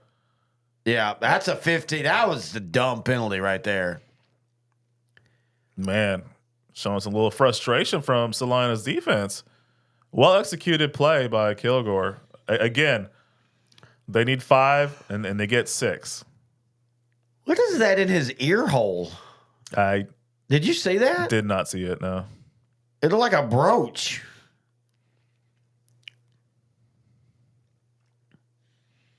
Yeah, that was just a dumb penalty right there. Cowboys Hall of Famer Emmitt Smith did this thing where he would kind of let up, right? He was going to the sideline to try to like coax the player or coax the defensive. Dude, you scared me. I thought you were going to be like, I thought you were reading news like Cowboys Hall of Famer. What happened to Larry Allen? Like, no, seriously. Like, you were kind of, I don't think you realized how you were like, Cowboys Hall of Famer Emmitt Smith. I'm like, I apologize for my monotone. That's all right. That's all right. It scared me, man. After what happened to Larry Allen last year. Yeah. It's on a random trip with his family. I guess they never really said, but it sounded like he may have had a heart attack or something. Yeah. But anyway, what I was trying to say was Emmitt Smith would do this thing where he would kind of let up before he goes to the sideline. Yep. And it would kind of coax defensive players to like hit him late. Yep. And even though he was still in bounds, the referee thought he was already out of bounds, so they would call a penalty on the defense. Very smart veteran move. Ooh. I tell you what, man, Kilgore's offense is moving the ball just as well as Celina's offense has been so far. Now, Celina's averaging a ton of play because they've had the two big pass plays. But so far on the game, when you look at it, Kilgore has 132 total yards, Celina 107. Kilgore's already ran for 73 yards. They're averaging 5.6 yards a clip. And that's going to end the first quarter, and it's been an action-packed one. Celina's up 13-7, but Kilgore's on the move. We'll be right back.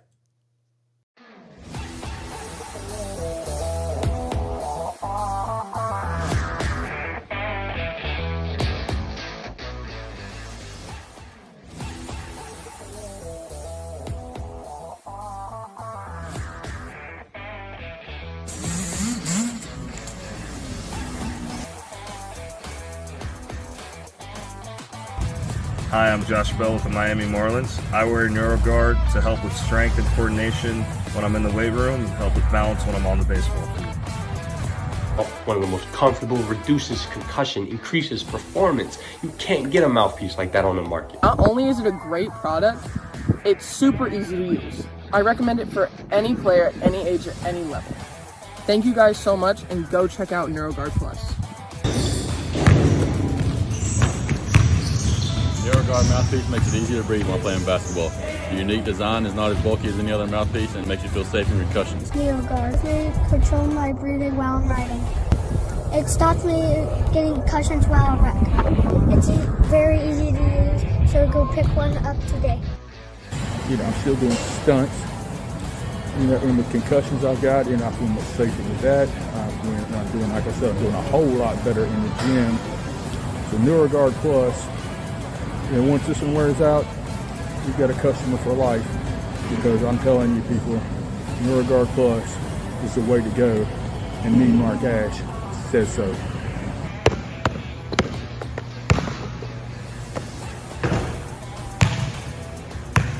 Parents, kids, coaches, NeuroGuard. It's the future. Stay tuned.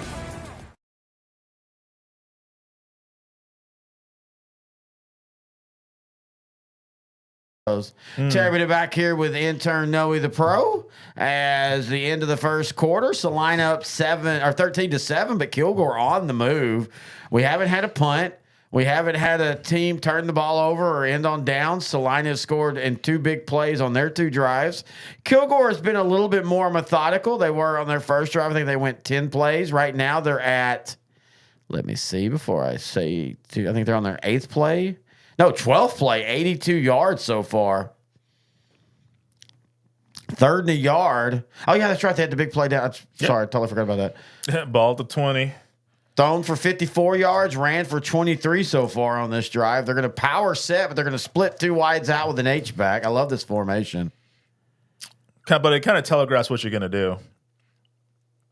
First down. And more. Touchdown, Kilgore. They answer back. You say that, but I mean, it really didn't, because you had the 3 guys to the right, but you also had that power set inside. So, again, all Kilgore is doing, it's numbers. If there's too many in the run game, they throw it. If there's too many in the pass game, they run it, and Celina hasn't stopped them yet. Well, I didn't get to say it before the play, but I realized they were going to throw it to the right just because – to me, from most of the game, there's been a couple of spots where Kilgore got a couple of big runs up the middle, but for most of the game, Celina's interior defense has kind of been dominating Kilgore's interior offensive line. So I assumed that was what was going to happen. I mean, you say that, but I mean, Kilgore's averaging 5.6 yards a rush. And by the way, don't forget, Celina missed the extra point, so Kilgore just took the lead. I can see why you thought Carthage, just because of the similarity in the color scheme. Well, they're also like 20 minutes from each other. Yeah. Again, Grant Goodwin and I was at the beginning game of the year. It was Carthage and Kilgore in a absolute war of a game. Those are old-time rivals. Even though it was a non-district game, they played it like it was a playoff game. Kilgore ended up winning 20-15. This is another 5-minute drive, 12 plays. Kilgore keeps doing that on offense. that's going to eventually make a difference come the fourth quarter. This is going to be a game as who drops the first mistake offensively. Maybe it's Celina missing that extra point. Are they going to be chasing that point the rest of the game? Maybe. Or they score in 3 plays on this drive and get a 2-point conversion. Very well could. Very well could. The way this game's going, you just don't know, which I like. Kick off to the 30. Boy, they're pop-up kicking, and they're really giving Celina great field position. Not the best idea. Maybe they just don't have a strong enough kicker? Well, I mean, in 4A, you're still, heck, even in 5A and 6A, you get some teams that their special teams are just, I've never understood teams that don't take special teams extremely serious. I mean, it's the phase of the game to me that can change the game in a heartbeat. I mean, it happens in the pros, too. Think of the 2010 San Diego, now LA Chargers. Top-ranked offense, top-ranked defense, and an atrocious special teams that cost them the playoffs. Yep. All right, let's see how Bentley and Celina responds. 11:48 remaining in the half. Kilgore up 14-13. Ball at the 41. Run up the gut for nothing. Maybe, 1 yard. Good stop by Kilgore. So far, Celina with the run game that's averaged 350 yards. They have 2 1,000-yard, 2 1,200-yard rushers. Mm-hmm. It's been the passing game. For Kilgore, they've kind of mixed it up and really done a good job of keeping Celina off kilter defensively. Yeah. Yeah, I think I could see some frustration with Celina's defenders, like the late hit out of bounds. And all those little short, like 3rd and short conversions. And they're not like making big plays or anything, but Kilgore is just moving the ball.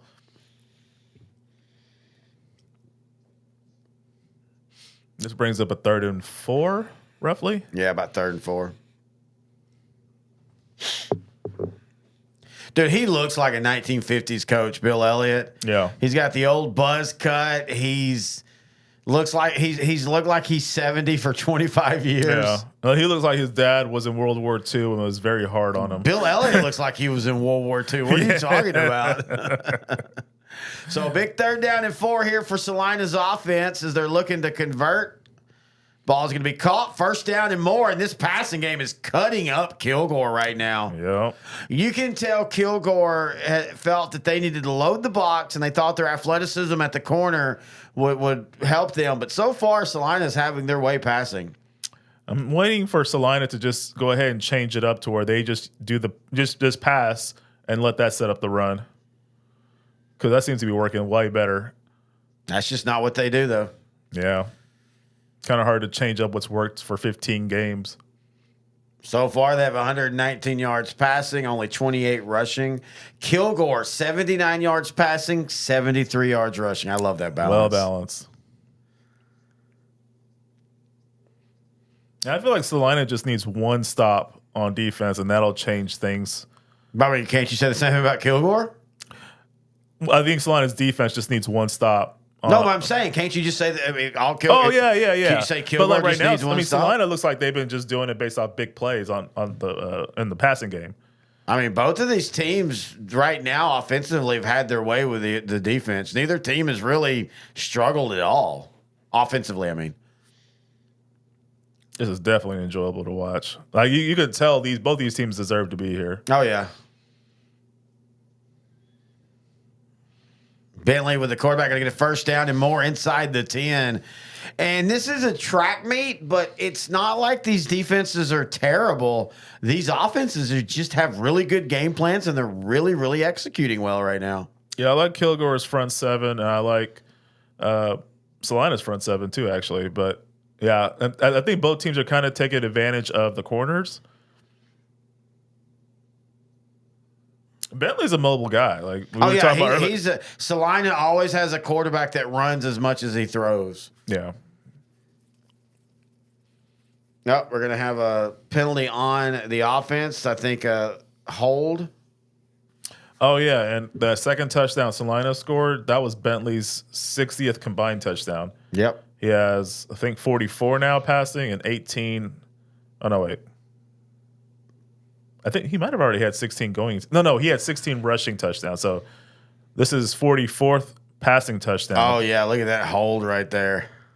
Again, there's no one in front of him, and there's a back judge over there. Like, well, Gary Reason said it best. He's trying to do a reach block. The problem is his feet were not with his hands. Yeah. And you know how that is, man. If your hands get outside your feet, you're going to hold every time. I've only been so I played offensive line in high school, and I only got called for holding once. Oh, that's not true. Your coach told me that your nickname was "No, he didn't get another penalty again." No, I'm kidding.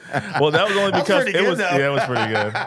No, but like the guy I was going against, it was Irving High, so rival. But yeah, he was complaining that I was holding him the whole game. Do you know who the head coach of Irving High was? Right, Jim Bennett. Oh yeah, my cousin. Really? But not my cousin as a Bennett, my cousin through marriage. Oh. Because I'm from East Texas and we do weird shit like that. Hey, you know what?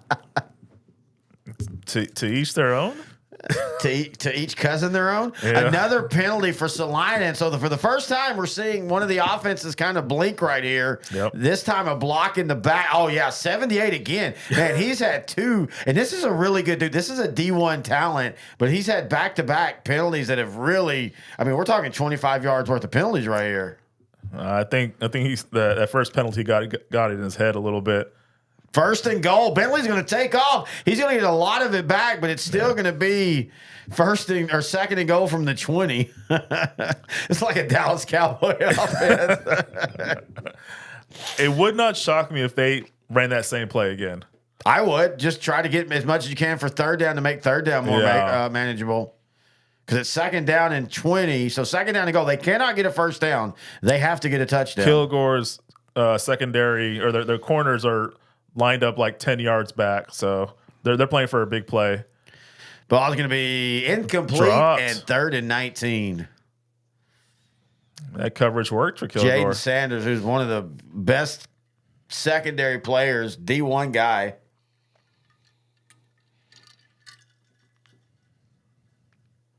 Good timing on the pass deflection. Those can be tricky because you do like a half a second too early, and that's pass interference. Yep. So 3rd and goal from the 20. After two big penalties, it's kind of derailed this drive. Kilgore secondary, they're about 10 yards back again. Yep. Bentley's trying to scramble. Finally, there's nothing there. Finally, an offense gets stalled. Bentley with a 1 yard gain almost got sacked. So 4th and goal from the 18. So will Celina kick a field goal? Remember, their starting kicker is hurt. Let's see if he comes back in. Yeah, he's coming out to kick. Well, the thing is, so far in this game, Kilgore has not slowed down on offense. So even pinning him back there inside the 20 might not be effective. No, I'm saying they're gonna kick a field goal. Going for it. Yeah, that's what I'm saying. Like, oh, I see what you mean. Yeah. I think that's why they're going for the field goal. Got it. And it's good. So it's 7:53 left here in the first half. Celina doesn't score a touchdown, but they continue that every drive has led to points for both teams. As it's 16-14, we'll be right back here on the 4A Division I State Championship watching party.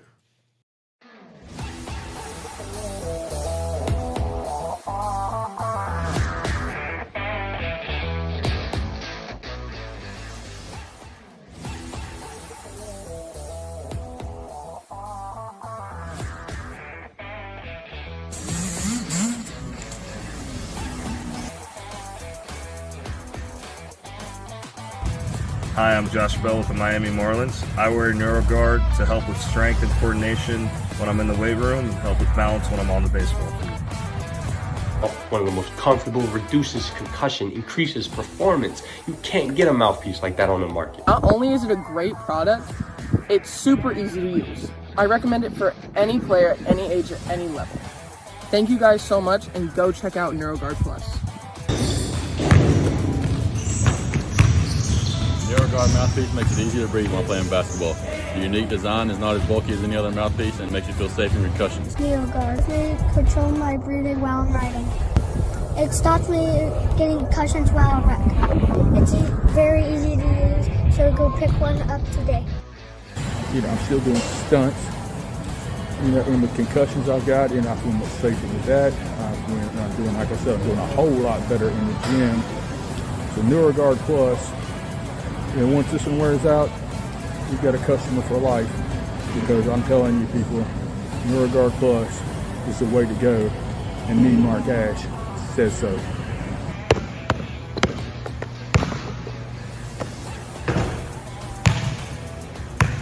Parents, kids, coaches, NeuroGuard. It's the future. Stay tuned.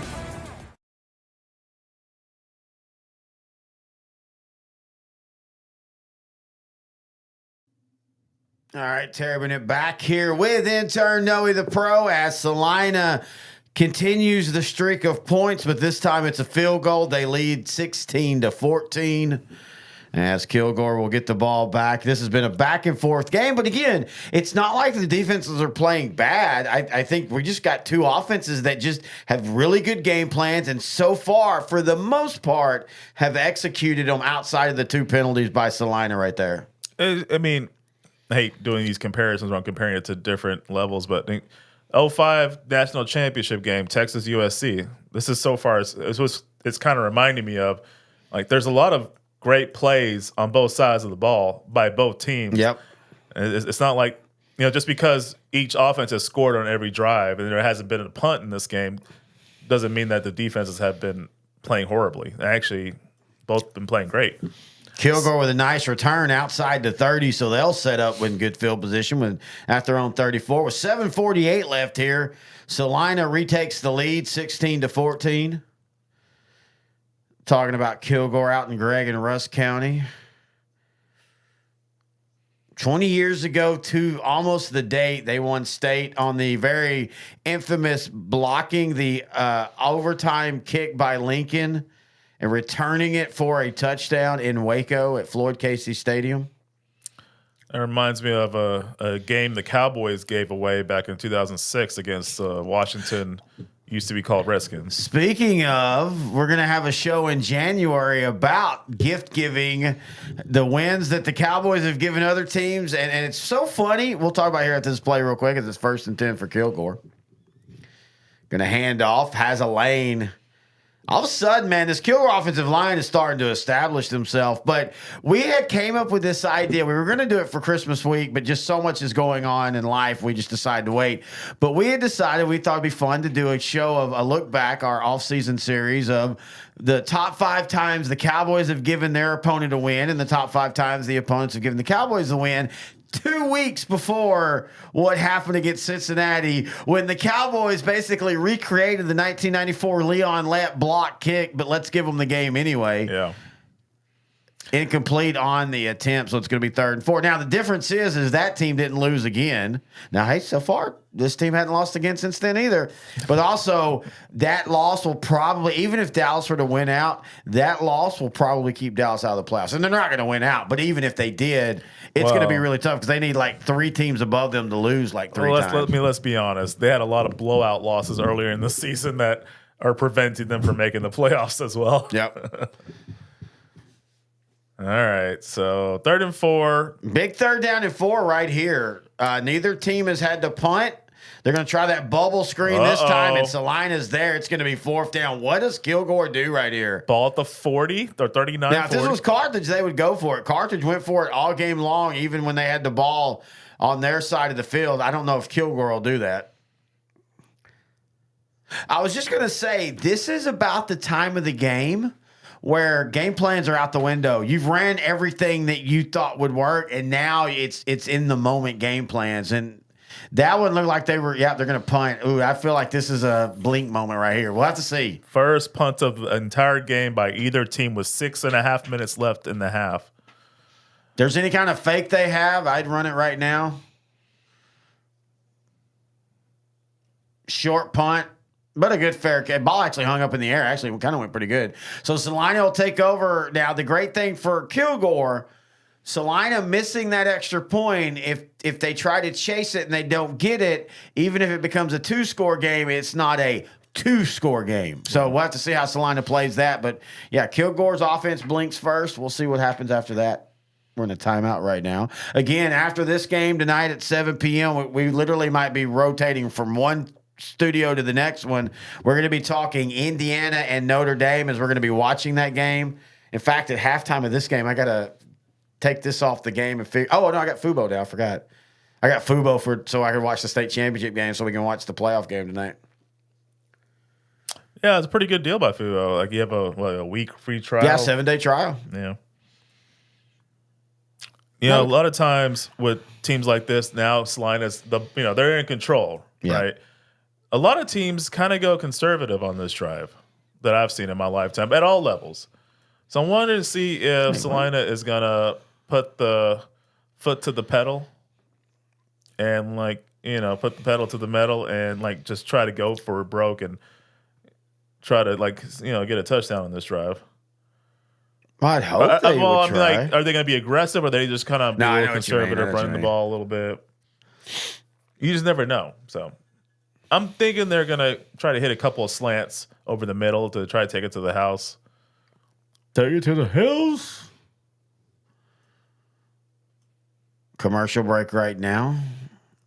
So what are you doing for Christmas, intern Noe?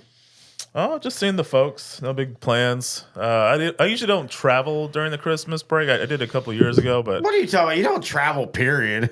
I went on a few trips this year. You fly, but you don't drive around a lot. Even though you did drive to New Orleans not too long ago. Yeah, a couple of years ago. That's a fun drive, though, isn't it? I mean, it really isn't. Yeah. It sounds like it's a lot. And you and I drove to Corpus a couple of times, and me and Studio Wife, we go to Corpus every year. Mm-hmm. I don't know what it is, but going south, it's a nice drive, whether you're going to Corpus or you're going to New Orleans. I love driving to Louisiana. Yeah, it's not bad. It's a 7-8 hour drive from where we're at.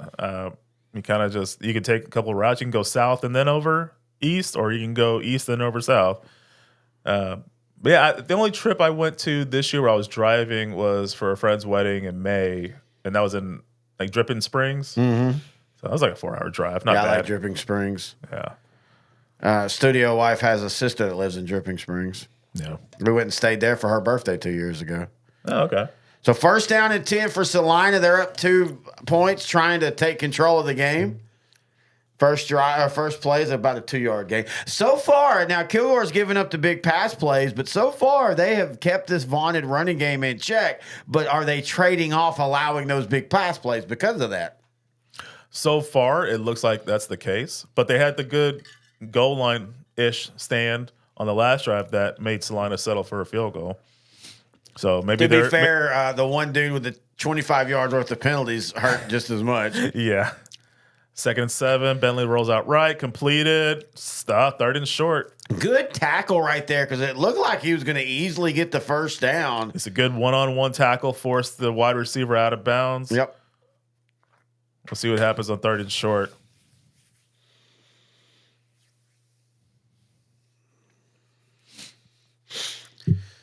Bentley going to keep it. He's going to get the first down and more. Oh, there was a hold that was not called, and Bentley's going to get a big gain, man. I want to see the replay on this. That looked like a pretty big hold. Bo Bentley's so fun to watch at quarterback. Let's see. No, he let go. He released. That was a good block. I thought at first he held on, but he released him as the guy for like a split second. Yeah, it did look like he held him. Boy, Bentley's having a heck of a game so far through the air and now on the ground. Celina controlled the offensive line on that drive. Yeah, I'd say the line of scrimmage on that You're drive. starting to see the run game finding some space now because Kilgore's having to back those safeties off because the pass game's been killing them. Mm-hmm. This is prime spot for any offense. You got the defense on their heels. They don't know what to do. This is good. Brett Lee pointed out how fast Celina is. I mean, we've got 2 teams right here that it's full of speed. Yeah. I mean, that's the thing that's the thing about Celina that's the most impressive when I saw him against Sulphur Springs was because Sulphur Springs was supposed to be the faster team, but Celina ran circles around them.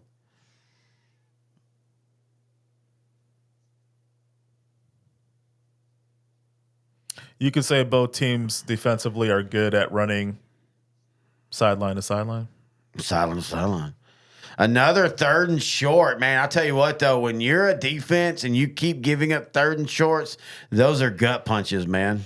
Yeah, that's mentally draining and taxing. Again, come the second half, that's gonna play a big factor. I'm thinking Bentley might call his own number on this one. Yep. Bentley up the middle, first down. He almost fumbled that, but he did get the first down. 4:36 left. A very fast-moving game with 30 combined points being scored. Usually when that happens, the game kind of slows down, but so far it's been a fast-paced game on the field and on the clock.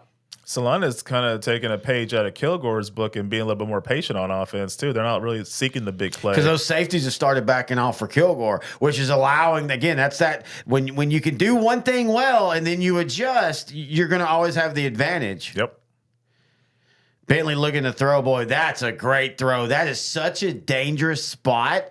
How many times do you see that corner undercut that? But with that throw, there was no way to do it. Man, I'm really impressed with Bentley. Bentley has some zip on that ball, too. Some zip. Put a little mustard. A little mustard on it. A little relish. A little ketchup. Now I want a hot dog. Thanks, brother. Changing the dinner order for tonight. I'll give you a hot dog. Wait, what? So 2nd down and 5, going to hand off, waving his way to about, another 3rd and short. You already know what play this is going to be. Number 1's about to call his own number. Yeah, mama. Celina now, 224 yards of total offense, 131 through the air, 93 on the ground. They're about to get a first down right here because I'm looking at the scoreboard and they got a first down. And guess who runs it? Hey, number 1's going to call his own number. He does. He gets the first down. Oh, again, okay, you're already ahead. Scoreboard's always a little bit ahead of the stream. Gotcha. And that's demoralizing for a defense. Yes, exactly, dude. Like, I would rather, if you're a defender, I'd rather just an offense keep getting first downs instead of getting to 3rd and 4 and then you can't stop them. 3rd and 4 and you can't stop them. Because you get that hope for a minute. It's like, we just got to make one stop. And then you don't. It's a gut punch every friggin' time, dude.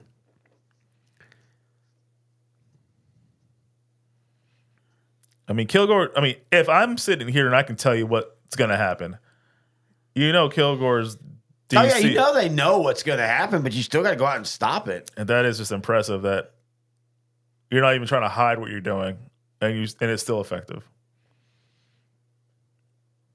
Oh, barely any kind of a pass rush. Wow, Kilgore. Oh, mute point, I guess. Kilgore dropped. Looks like they 8 dropped or 9. Everybody in coverage right there. Bentley made the wise decision and threw it out of bounds.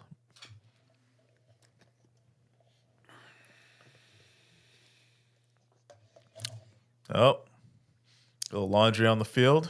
See a flag down. Man, they've been really late with the penalties in this game. Earlier, it felt like the play was over. Hold on, Kilgore, automatic first down.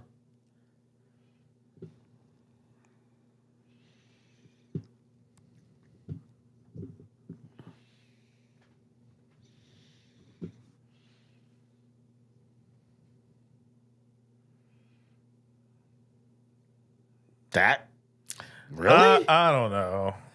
Really? Maybe technically, but it didn't feel like that affected the play. But you don't always know that. Bentley on the keeper now, and he's got a little bit of a lane, but good job. Oh, but the cameraman's not all right. Wow. I hope they didn't smack their head on the ground. I think that's exactly what happened. They're knocked out. They're probably gonna get a stoppage here. Mama said knock you out? Did Mama say knock you out? Too soon, sir. I'm doing LL Cool J, brother. Mama said knock you out. A little front flip. Let me see. Yep. Oh. Yep. That's a concussion for that photographer. You got to tuck your chin in. 2nd down and goal. Not much there. About 1.5 yards. We'll set up a 3rd and goal here. If Kilgore can hold them to another field goal attempt, you got to feel like that's a win. Celina's going to take a timeout with 2:20 left here in the first half. We'll take a timeout with them. Mama said.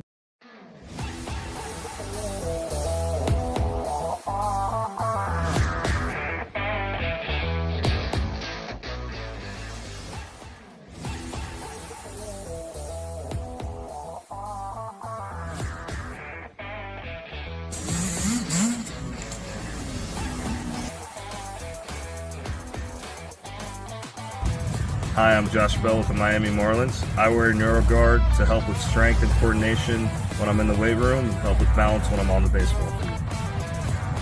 One of the most comfortable, reduces concussion, increases performance. You can't get a mouthpiece like that on the market. Not only is it a great product, it's super easy to use. I recommend it for any player, any age, at any level.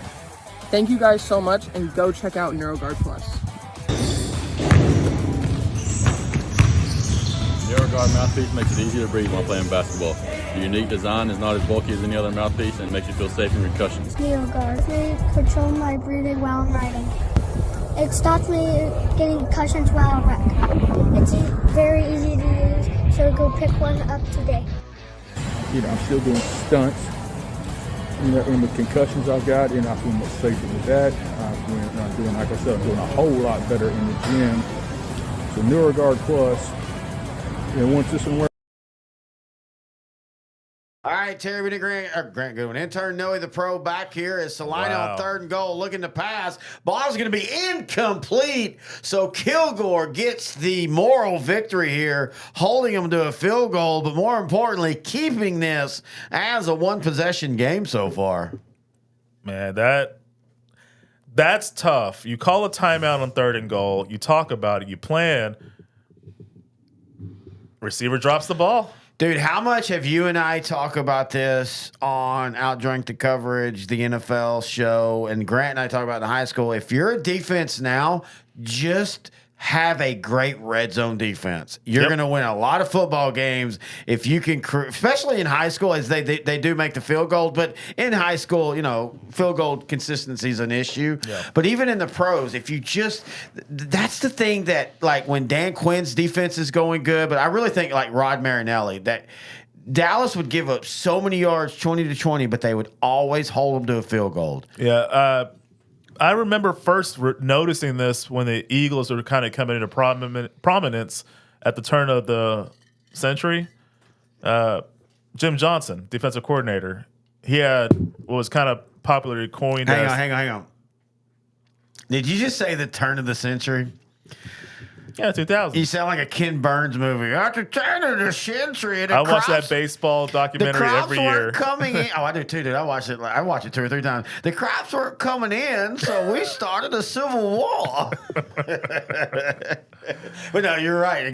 Jim Johnson was it was either turnovers or, hey, if you drive on us, we're going to force you to kick a field goal. Yep. And we're going to win this game because we're going to score 4 times.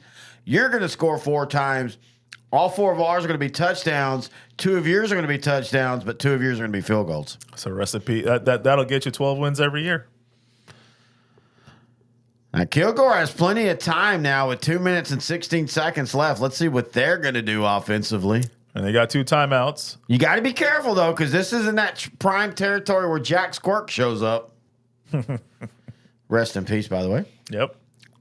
He just recently passed, right? Yeah, like earlier, or maybe either earlier this year or at the end of last year. I can't remember. Kilgore trying to return it on a bounce. That could have been a block in the back. Yeah, they got away with one there, but good pursuit by Celina. So Kilgore is going to start inside the 20 at the 17-yard line, trailing 19-14 with 2:06. Now at halftime, we're going to run the 10-minute banner because it's a long halftime, and it's really hard to try to hook up with Grant right now with intern Noe in the studio. So we're going to take an extended break at halftime. God, you freaking spammers. They're annoying.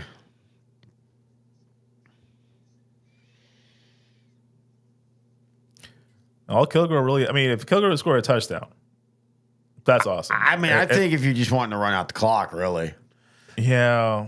I mean, you definitely don't want to give the ball back to Celina. Yeah, and you get the ball to begin the second. Kilgore gets the ball to begin the second half. They could do the Patriot way back in the day where they scored to end the first half and score to start the second half. Man, Why two big drops by both teams. Well, that and back-to-back plays. I don't know if that was a drop. It felt like that throw was behind him. Let's look as we were watching it was a slot running a slant. No, he should have caught that. Yeah. Oh man, if he catches that, he's running for a long time. Wow, 2nd down at 10 now.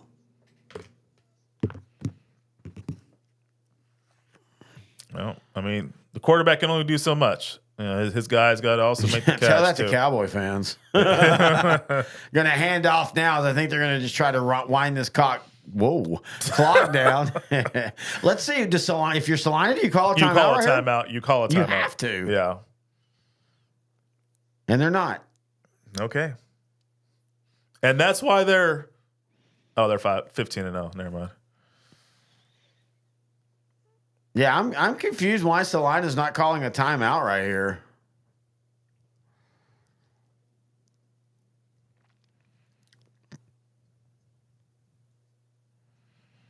Now, if you're Kilgore, do you try to run it here and just wind down the clock? I mean, if Celina's okay with letting 30-plus seconds go, I guess so. Oh, they're passing. They're passing. Got a man wide open, and he drops it. So Kilgore's receivers drop 2 big key passes on this drive, and it's going to be 4th and 7. And you just gave Celina that timeout back that they didn't even call. I mean, this is like a 4th timeout for Celina.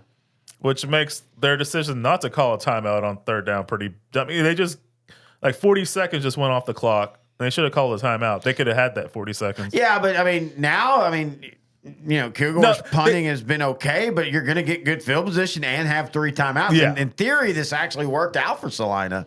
I wouldn't have done it that way, but it worked out for him. Let's see what happens. See, it's going to be a short kick, and Celina's going to have great field position, man. Yep. So, hey, give them credit, man. They decided to keep that timeout. Now they've got 1:05. They're going to have the ball right at the 50-yard line. Celina has a chance to really, really, really start making some big moves here if you can drive down and score, and especially if you get the 2-point conversion and you make it 27-14. Yeah, and with the way Celina's offense has been moving the ball, I think they can at least get in field goal position with about 15 seconds left. Brett Lee on our Discord chat says this is a great game. Yeah, it really is. Hey, look, outside of the 2 3A games, I know the Carthage-La Vega game kind of became a slog, but I enjoy that. Mm-hmm. But outside of the 2 3A games, the 11-man state championship games have been pretty damn salty so far. Bentley looking to throw on 1st down. He's going to pull it down. Now he's going to throw it out. Smart move. He is so good with the football, man. He just does it. And also, by the way, Kilgore's quarterback Brooks the same way. They just don't look like the game is too fast for them. They're very calm. And if you didn't watch it last night, but Columbus's Adam Schobel, the Schobel family, they played in the NFL. Yeah. He was so calm last night, just a master of the offense. And I love watching quarterbacks that do that. So 2nd down at 10 now. Bentley has all day. And he's going to throw it out of bounds. Well, he's trying to hit a target, but it's out of bounds. And, hey, Kilgore's defense, 3rd and 10. Yeah. Good. I mean, hey, that secondary has gotten way better since those first couple of touchdowns. Good adjustment, by Kilgore. Celina was running the ball more. Because now they're pressed for time. They want to get downfield in a short amount of time. Celina's not running. So the current defensive coverage is working.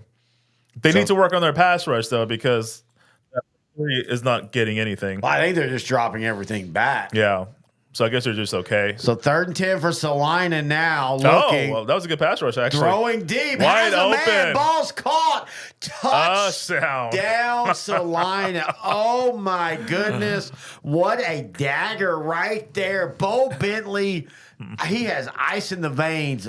Kilgore finally had a pass rush. He stood tall in the pocket and hits his target. And just like that, Celina goes up 2 scores. Wow, dude. Gutsy call. Oh. Wow, what a route right there. The slot corner bit on the... It wasn't even that much of a move, man. He's a 2-way player, right? That's what she said. He was the one that dropped the pass on the... Yep. Yeah. He's not having a good game. Colton Rodriguez with a wonderful, you're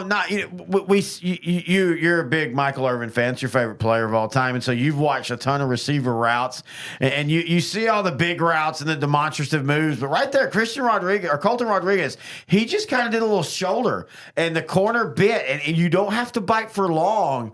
And Rodriguez gets past him. And wow, this game has went from Kilgore felt like they were playing really solid and keeping the game in front of them to now it's a 2-score game. And now remember, Kilgore does get the ball to start the second half.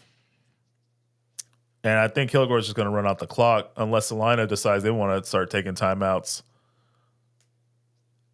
Jeremy Hargrove celebrating as his Columbus Cardinals win state. He's at El Jefe having a few cold ones, as he said. First state championship for the Columbus Cardinals. Congrats.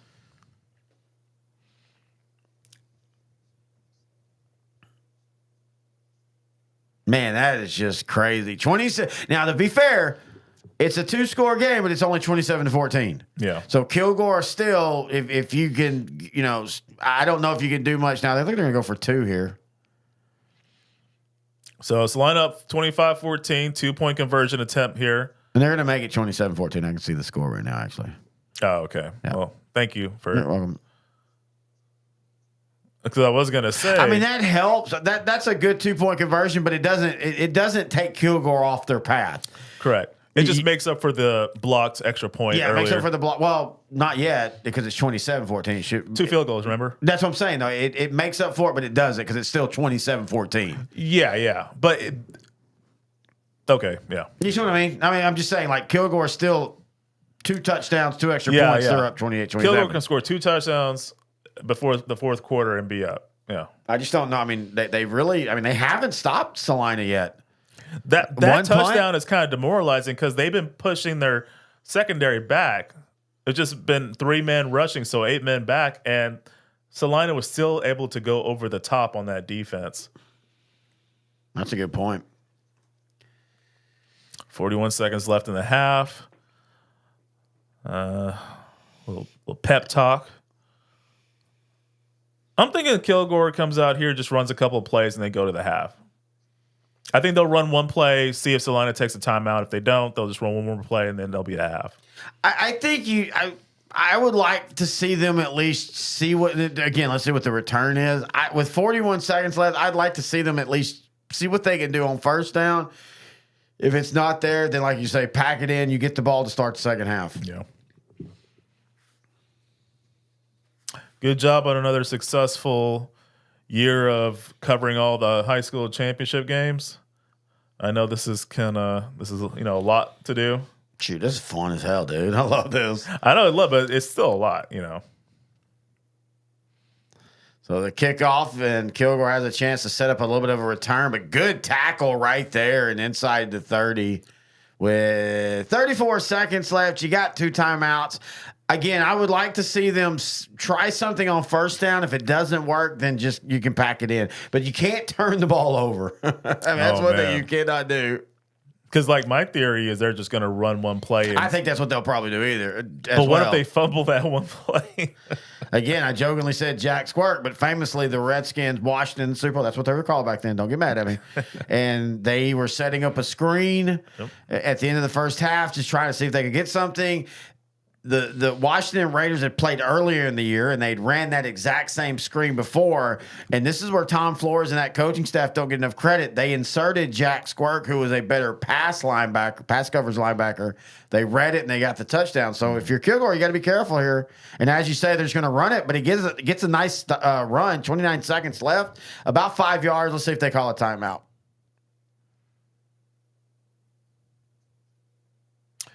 I just don't like this. I'm not saying you go balls to the wall, but you've got 2 timeouts in 30 seconds. That's so frustrating. Conservative coaches, man, that frustrates me more than anything. All right, that's going to be the end of the first half, and what a first half it was. Celina 27, Kilgore 14. We're going to take an extended break. I'm going to put the banner up, and we're going to run that 10 minutes, and we might even run it twice because If you don't know, high school playoffs are extremely long. High school half times are extremely long. So we'll be right back here in just a little while.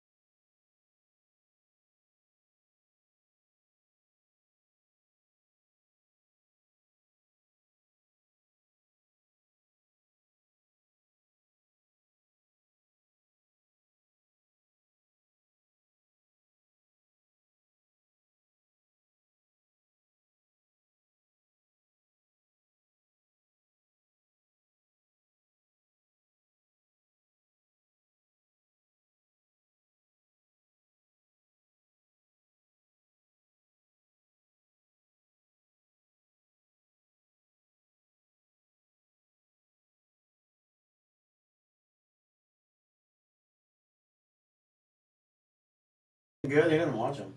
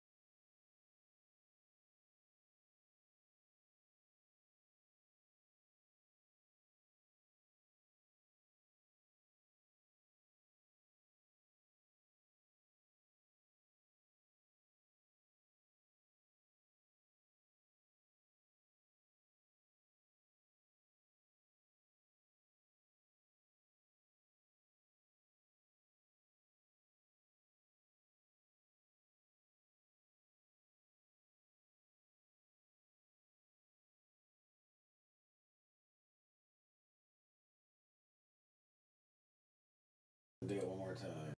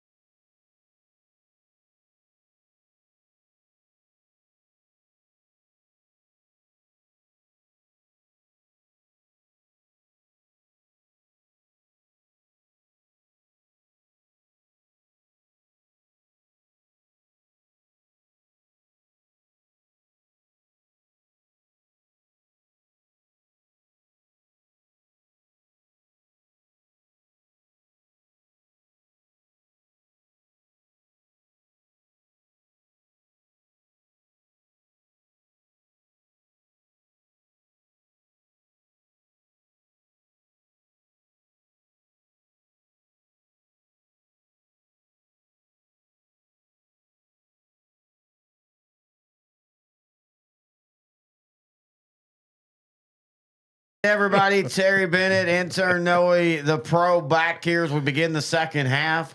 Celina up 27-14. We appreciate you joining us here on this watch party. Our second consecutive year of the watch parties. Second consecutive year that you're here watching the last 4A state championship.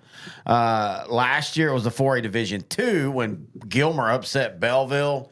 Here it's the 4A Division I. Celina up 27-14. But man, that was a fun first half, man. Each offense was trading touchdowns. They're going blow for blow. There wasn't a punt until about 6 minutes left in the half. Defensive stops by Kilgore made Celina settle for field goals. And then that last touchdown by Celina, that's just a dagger, man. Yeah, that feels like that's going to loom large. Yeah. Kilgore had 3 rushing, 8 dropped back to defend the coverage. And Celina, who's extremely fast, they still got behind that secondary of Kilgore. But silver lining, Kilgore gets the ball to start the second half. Let's see how they respond. Hopefully a touchdown to make this still a respectable game. Again, in 2 hours, or when this game ends, we're going to be doing the Indiana Notre Dame watch party for Outdrink the Coverage. So we hope you join us for that too. First kickoff is going to be fair caught by Kilgore, so they'll get the ball at about the 26-yard line, and that's where they'll set up shop, down 27-14 in this Class 4A Division I state championship game, the last high school football broadcast for Sideline to Sideline in 2024. How do you think Kilgore opens up? Are they going to be more aggressive on offense, Terry? Or are they going to just try to run the ball up the middle? I think right now you just kind of keep doing what you did well. You've got plenty of time. You're not in a hurry. A lot of football left. You're technically 2 scores down, but it's only 13 points. So 2 touchdowns, and you, in theory, have the lead. I think you want to try to eliminate all the Celina offensive possessions because you haven't really stopped them. Yeah, they were able to hold them to a couple of field goals, and that was pretty good by Kilgore's defense. Run up the middle. Okay. Good pursuit right there. It looked like he was going to have a lot more on that play than he did. And, if you're the Kilgore offense, I mean, you're talking, in that one drive, 2 drop passes away from you're moving the ball, and you might have gone in at half tied or even with the lead, but you dropped those 2 passes, and then Celina took advantage of it. Yeah, it's like I said in the first half, the quarterback for Kilgore is really good, but he can only do so much. He can't catch the ball as well as throw the ball. Well, that'd be awesome if you could. That would be awesome. Did you ever do that? First down as Brooks is going to run. Did you ever do the throw it to yourself? No. Really? No. Oh, you didn't really have a yard to play in, though, did you? Well, I mean, I grew up in apartments, and there was always big fields, big rectangular fields, so we could go out and play. And I always had friends around my age that we would just play. Oh, you say I didn't have friends? I grew up in the country, so so yeah, I had to do the whole throw the ball to myself type deal. Yeah. But I mean, I get because I am an only child, so it kind of makes sense that I once benched myself. Man, you were really terrible. I was throwing too many interceptions. 1st and 10 at the 38. Sack. Bad snap, and that play got discombobulated. A loss for 2 there, as Andrew Helbing will get the sack. But that snap just kind of created that from the beginning. You just wanted to say the word discombobulated. I've been saying that's one of my favorite things to say. I say it all the time on broadcast. I just wake up and go discombobulated. Makes you sound smart. Big stop by Celina on first down. It's 2nd and 12. Let's see if Kilgore can gain some yardage, make it a 3rd and short.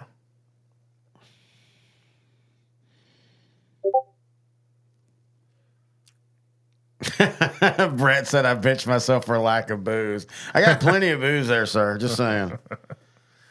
Oh, they tried to catch Celina off guard with a run up the middle, but Celina stopped it. Only a yard gain. Oh, really? They just said no yards gain.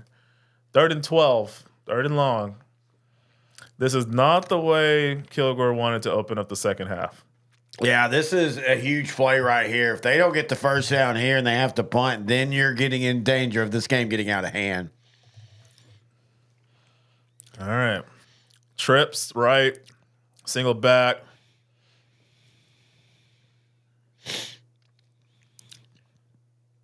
Brooks looking right. Rolling. Being pursued. Throws.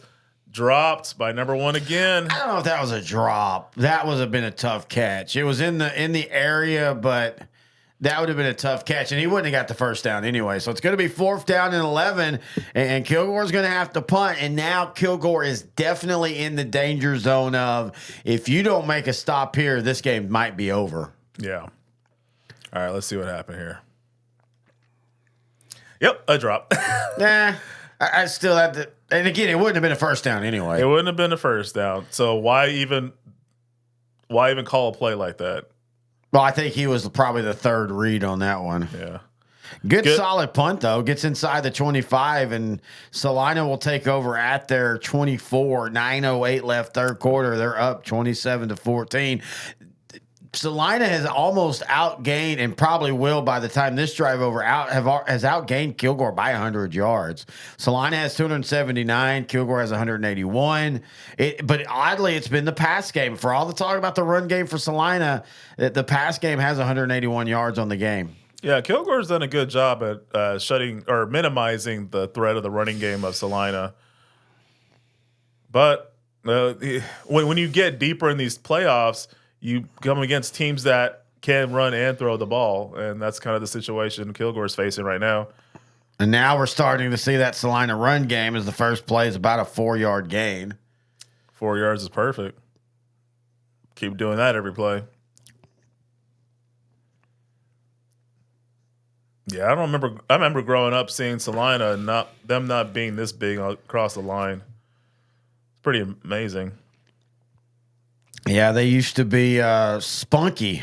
They were that team that played well and executed well. They didn't have the biggest guys. In fact, hang on, they're trying to run it when we 3rd down. So in 2000 and I'm going off the top of my head here. 2005. They played Brownsboro, and Brownsboro had a hell of a left tackle named Lonnie Edwards. Lonnie Edwards ended up going and playing at Texas Tech. He's a really good player. He's big, bad, Division I talent. Here we go. 3rd down and 2, big play for Celina. Here, I'll talk about this after because this is kind of important right now.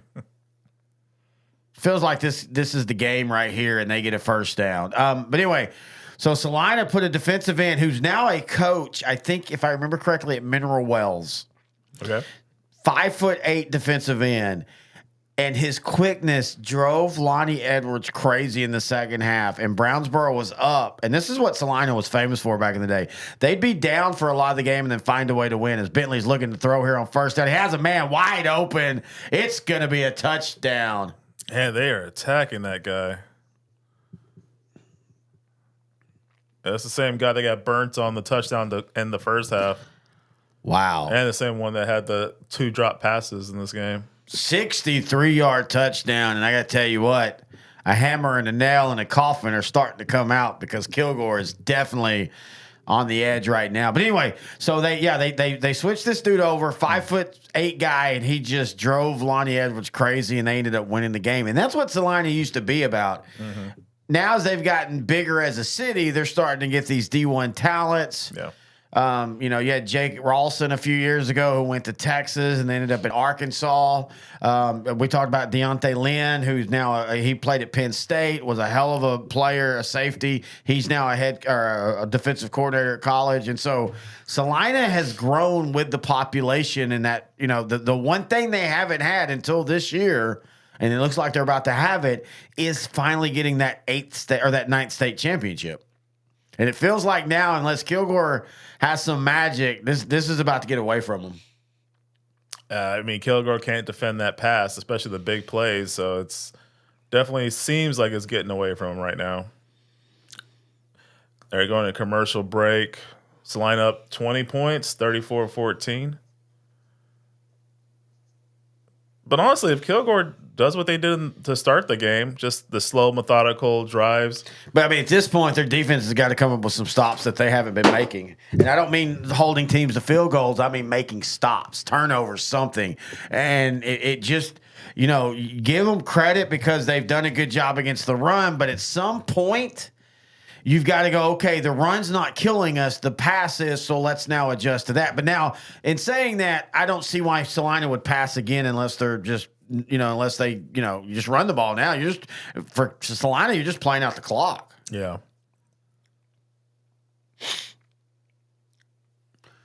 $7:36 left when we come back. And again, Celina, they've scored on every drive but one, right? They've had one punt? Yeah, they haven't punted. They haven't punted? I couldn't remember. They haven't punted. They had 2 field goals. They had 4 touchdowns. They're now up to 355 total yards. Bentley now, listen to this stat line, folks. 8 for 12 for 244 yards, 4 touchdowns. And it's all been to 2 guys. They've only had 2 guys with receptions. Rodriguez, 5 receptions, 149 yards and 2 touchdowns. Yeah. And Rucker, 3 receptions, 95 yards and 2 touchdowns. So you said 8 completions for 240 yards? Yes. So what's that? The 30 yards of completion. Yep, 30 exactly, 30.5 yards. You're good at math. You should be an accountant.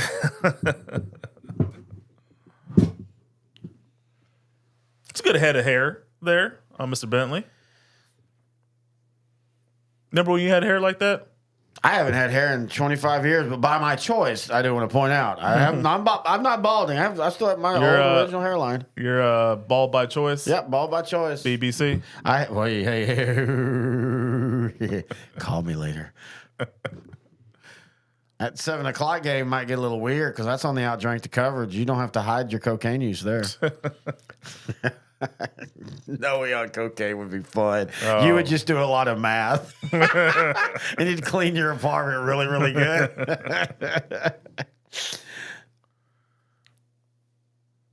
Listen to that. Listen to the band. Yep. They're playing that that's some crazy music right there. Kilgore takes the kickoff. He's gonna have to return it after dropping it. And boy, you're just in a lot of trouble already. Trying to break containment. Gets a block, but that's gonna be a block in the back. I don't think that was a block in the back, intern Noe. I think he had him shoulder head right. Live speed, it did look like a block in the back, but I kind of wanted to see the replay.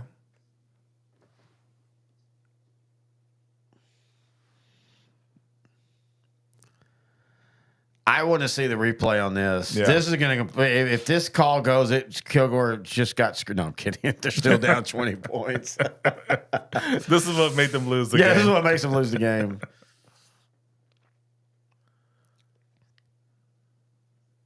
Oh, they're going to call. That was a blindside block? Let's see. Wow.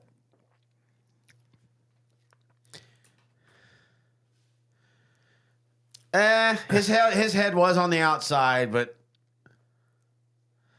that's a tough one, man. You said it earlier. Letter of the law, maybe, but yeah. I mean, just let him play. That wasn't. No, I mean, like, I don't know. That didn't feel like a blindside block. Yeah.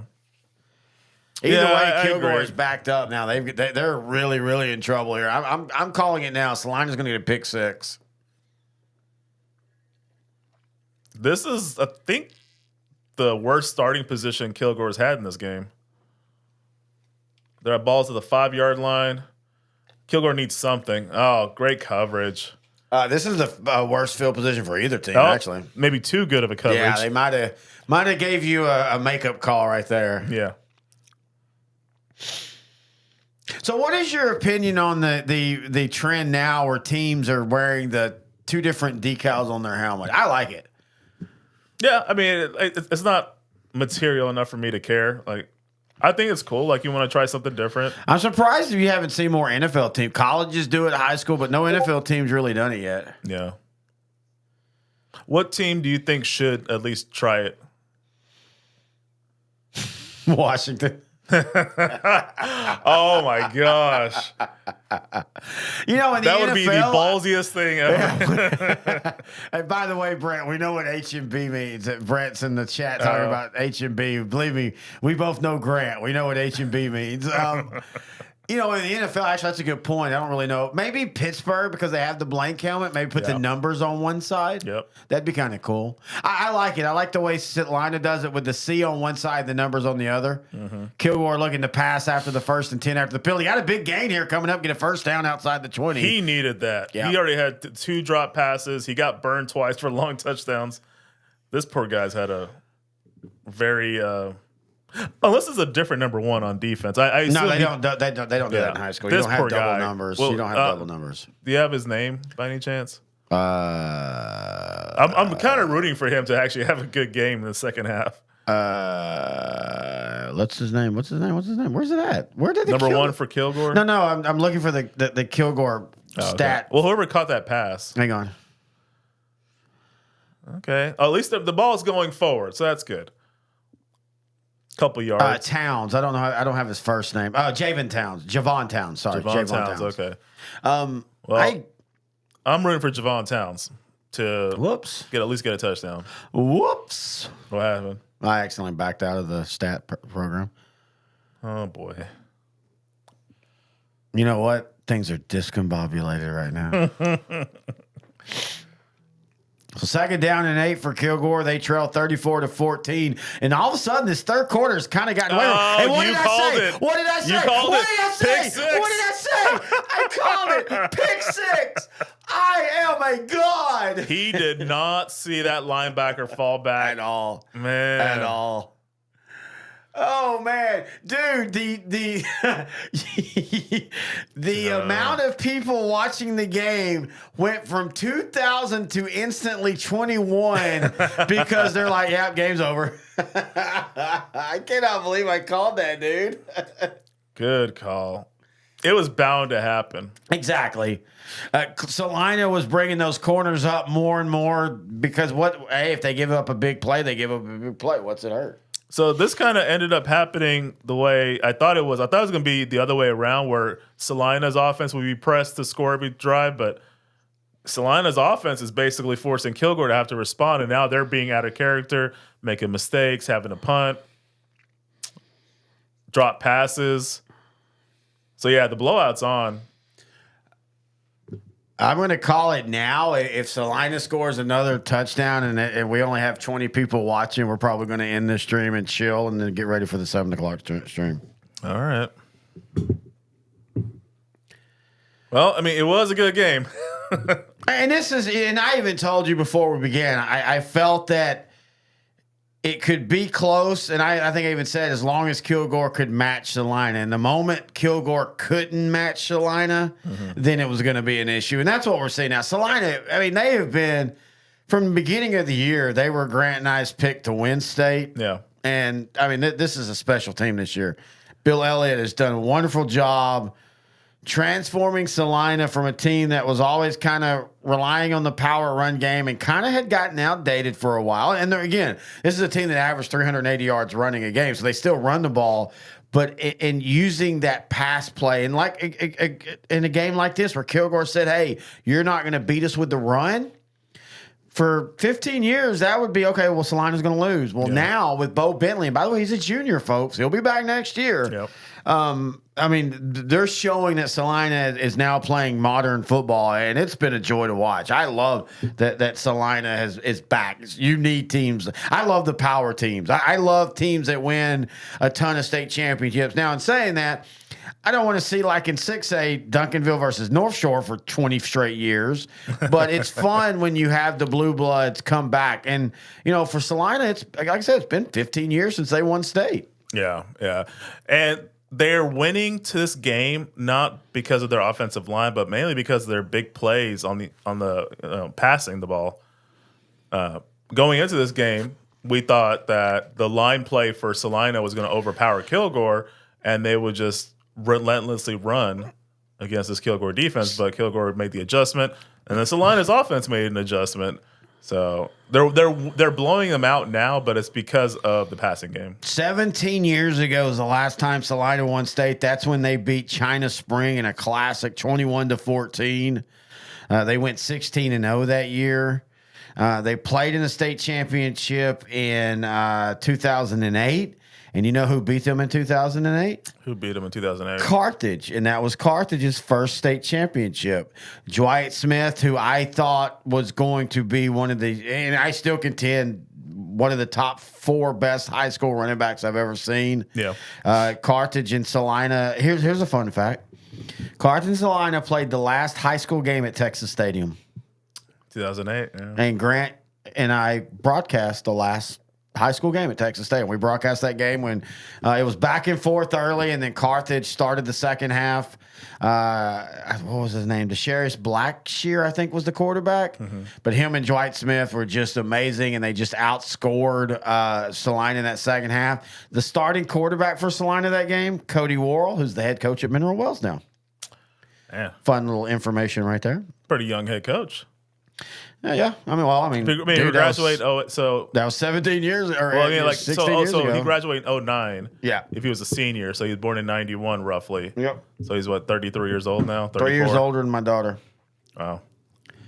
My daughter's old. She's in the nursing home. Well, yeah, the daughter you raised, but not your biological daughter. Shut up. The evidence is there, dude. My daughter was 12 when Playoff Tree claims that he fathered her, which that's even weirder. Wait, we're watching the game, by the way. Facts are facts, Terry. Whoa. I live in an alternate facts fact don't world. care about your feelings, facts. as the kids say. All right, 1st and 10 for Kilgore now. Definitely up against it, trailing 41-14. Yeah. Looking to throw the ball. Oh, got hit. Intercept. Good catch. Oh, by the defense, not by the offense. Interception, number 2. Celina's about to pull this game out.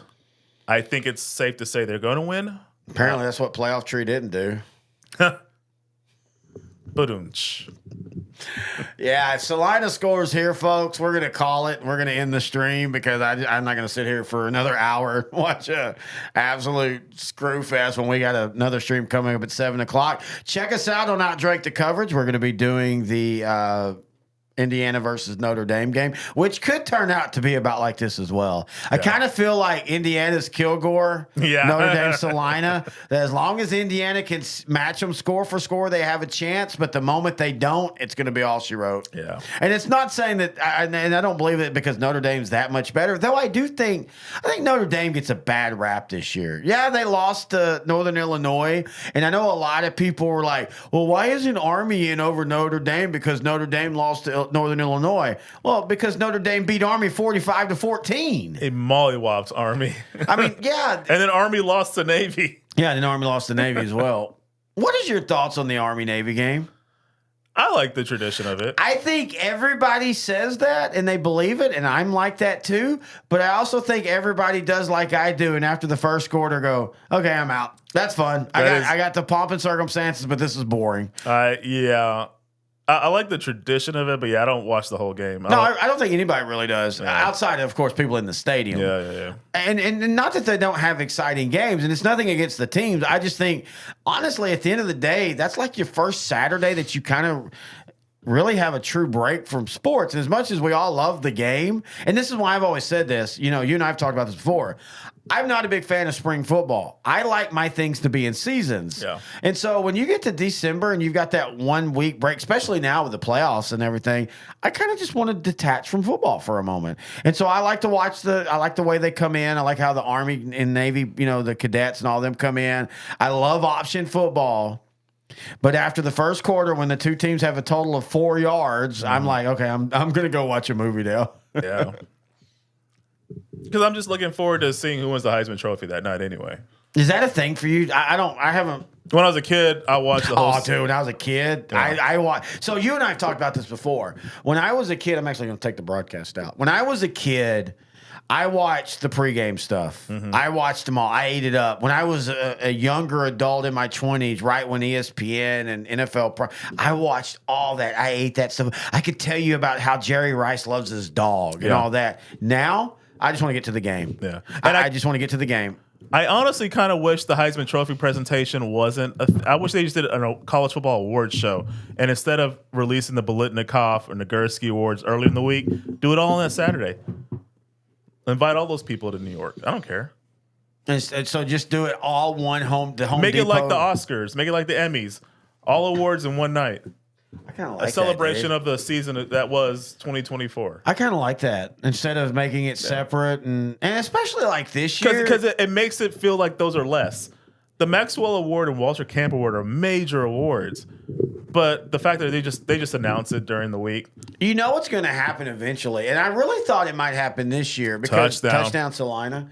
I really legitimately thought that you might see like Dylan Gabriel or who was the other guy? Cam Ward. Cam Ward be like, yeah, I'm not going. Mm-hmm. And I know people are like, well, take the free trip, and they do, and it's good publicity and all. But I kind of really thought I think eventually that's going to happen. We're going to have another year where it's obvious it's going to be between two guys, and then one of the other two guys is like, yeah, I'm not going to go. I don't care to go. Well, especially with NIL, some of these all the great players are millionaires essentially at this point. What are your thoughts on that? I think they should have gotten paid for the universities are getting paid, or they're profiting so much off of these amateur athletes. But this is, I guess I'm just too much of an American. I'm okay with capitalism. Like they're performing a service. Isn't it weird? They should be compensated. And I feel if you're really good at something, never do it for free. Isn't it weird how?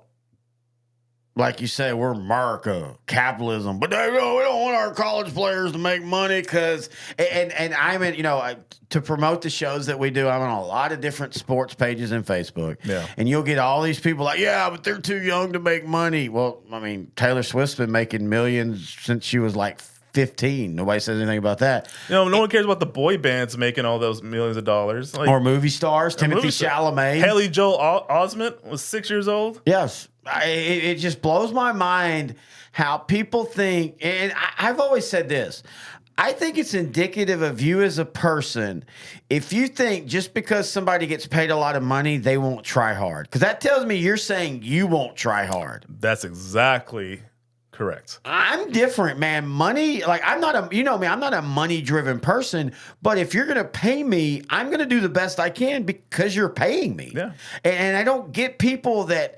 there's this weird, absurd belief that, it means more if you're doing it for free because of the love of the game. Look, Roger Staubach and them, they love the game, but the only reason they worked a second job in the offseason is because they had to. Yep. They didn't want to.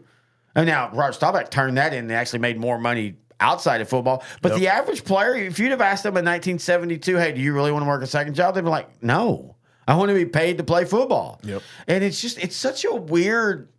This is something for the college show. You know what? Let's see what Kilgore does here. If they don't score here, we're going to end it. I mean, I'm talking about 48. Yeah, 48-14, Celina, third quarter. Oh, what? Hey, everybody, watch some football. Yeah, hey, if one of the 22 people watching right now says something in the chat about how awesome Noe is, he will come and he will clean your house for you. Hang on. Brett Lee says Nolan Ryan is a classic example of that. Please expound on that. I'm curious to see where you're going with this. We got to wait for Brett to type. Okay. Oh, he's got to hear it, then he's got to type. This is why I'm glad you're in here at the studio, dude. If I was having to watch a 48-14 game, the last game of the night by myself, so I've said this before. A lot of people don't know this. So last year, last year was the first year we did the watch party. Yep. And so Wednesday night last year, it was Toller versus Timpson. And Timpson just mollywopped. Mollywopped him. And so I had the lights out because I was in that. Remember the old studio? All the lights were around me, so I could turn the studio light off and you could still see me. I ain't gonna lie. Third quarter, I was like, football. But I'm curious to see what Brett says. He says Nolan Ryan is a classic example of that. And I'm curious to see where he's about to go with this. Because I have my opinions on Nolan Ryan. He had to work he had to work a side job. Yeah, I actually read the Nolan Ryan biography where he talked about that. When he was in New York and even California early, he had to do a side job. And everybody did, even up into the 80s. And it's crazy because baseball was the number one sport at that time. So you would think the owners, they had such a, again. The whole minor league pay is ridiculous to me. They just now doubled the pay and it's still very, very low. Dude, I work in radio television, and radio television is one of those that is the worst about you have to earn it by working for free. Yeah. That just blows my mind. It just blows my mind. And you bring up a good point. And give the owners credit. The owners have done a good job, and rich people do a good job of making the average American believe that, hey, I want to be with a rich guy, so if I support him, eventually he's going to help me. No, they're not. That applies in a lot of facets. Oh, no, it does. And it's that weird part of capitalism and stuff. Yeah. We went really weird on this show. But anyway, if you say something in the chat, Noe will come clean your house for free. And he'll do it in a French maid uniform that he gets from Grant. It's going to be sticky. I don't even know what's going on in the game right now. We haven't even started power drinking yet. We'll be doing that here in a little bit, folks. This is going to be an interesting evening. Yes, it is.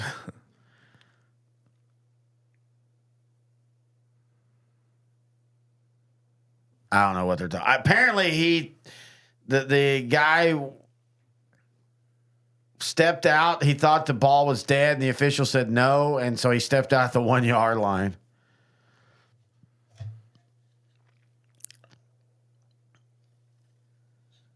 We'll give Kilgore one more possession. Let's just finish out the third quarter. That's what she said. That was a good block, though.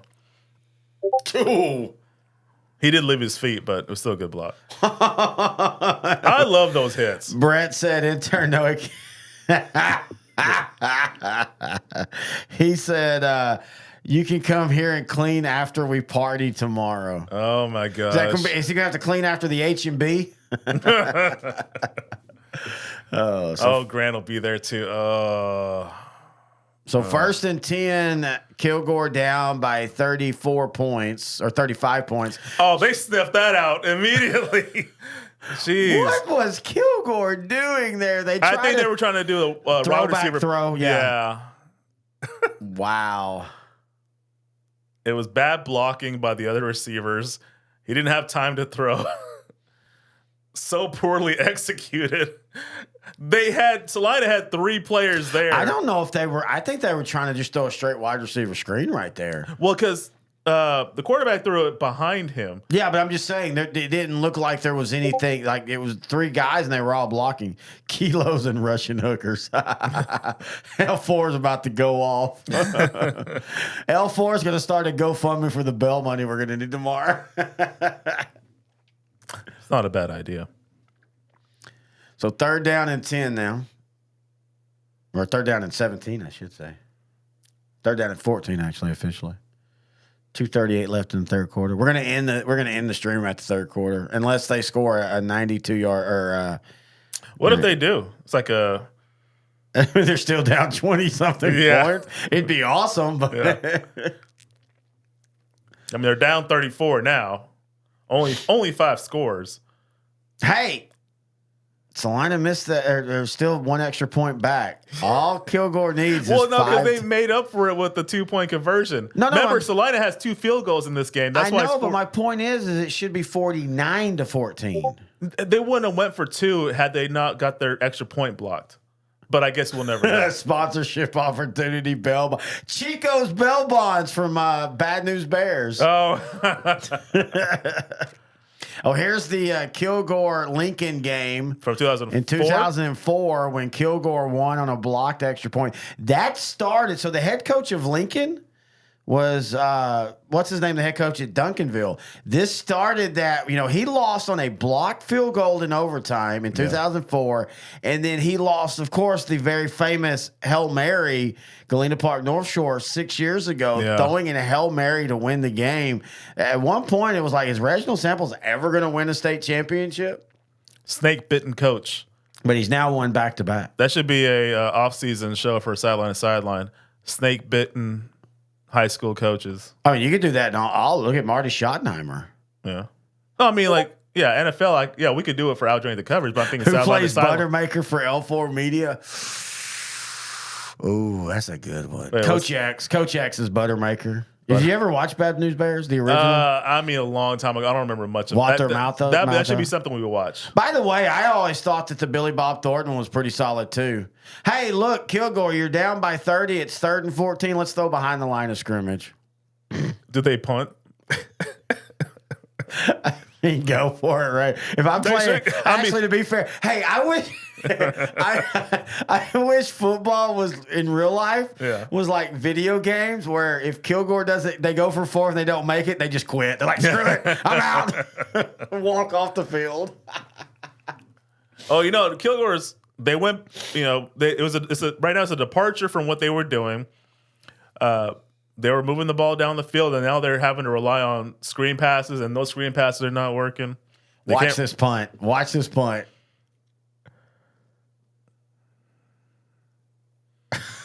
Oh, wow. my gosh. Yeah, let's call it down. We're going to go ahead and end this stream because here in an hour and a half, we got to be back for the 7 p.m. Indiana versus Notre Dame. We want to get some food in the belly and all that fun stuff. So we'll be back. Kilgore's going to lose. Celina's going to get their 8th state championship. To the 23 people still here, we appreciate it. Join. All right, we're back now. We'll be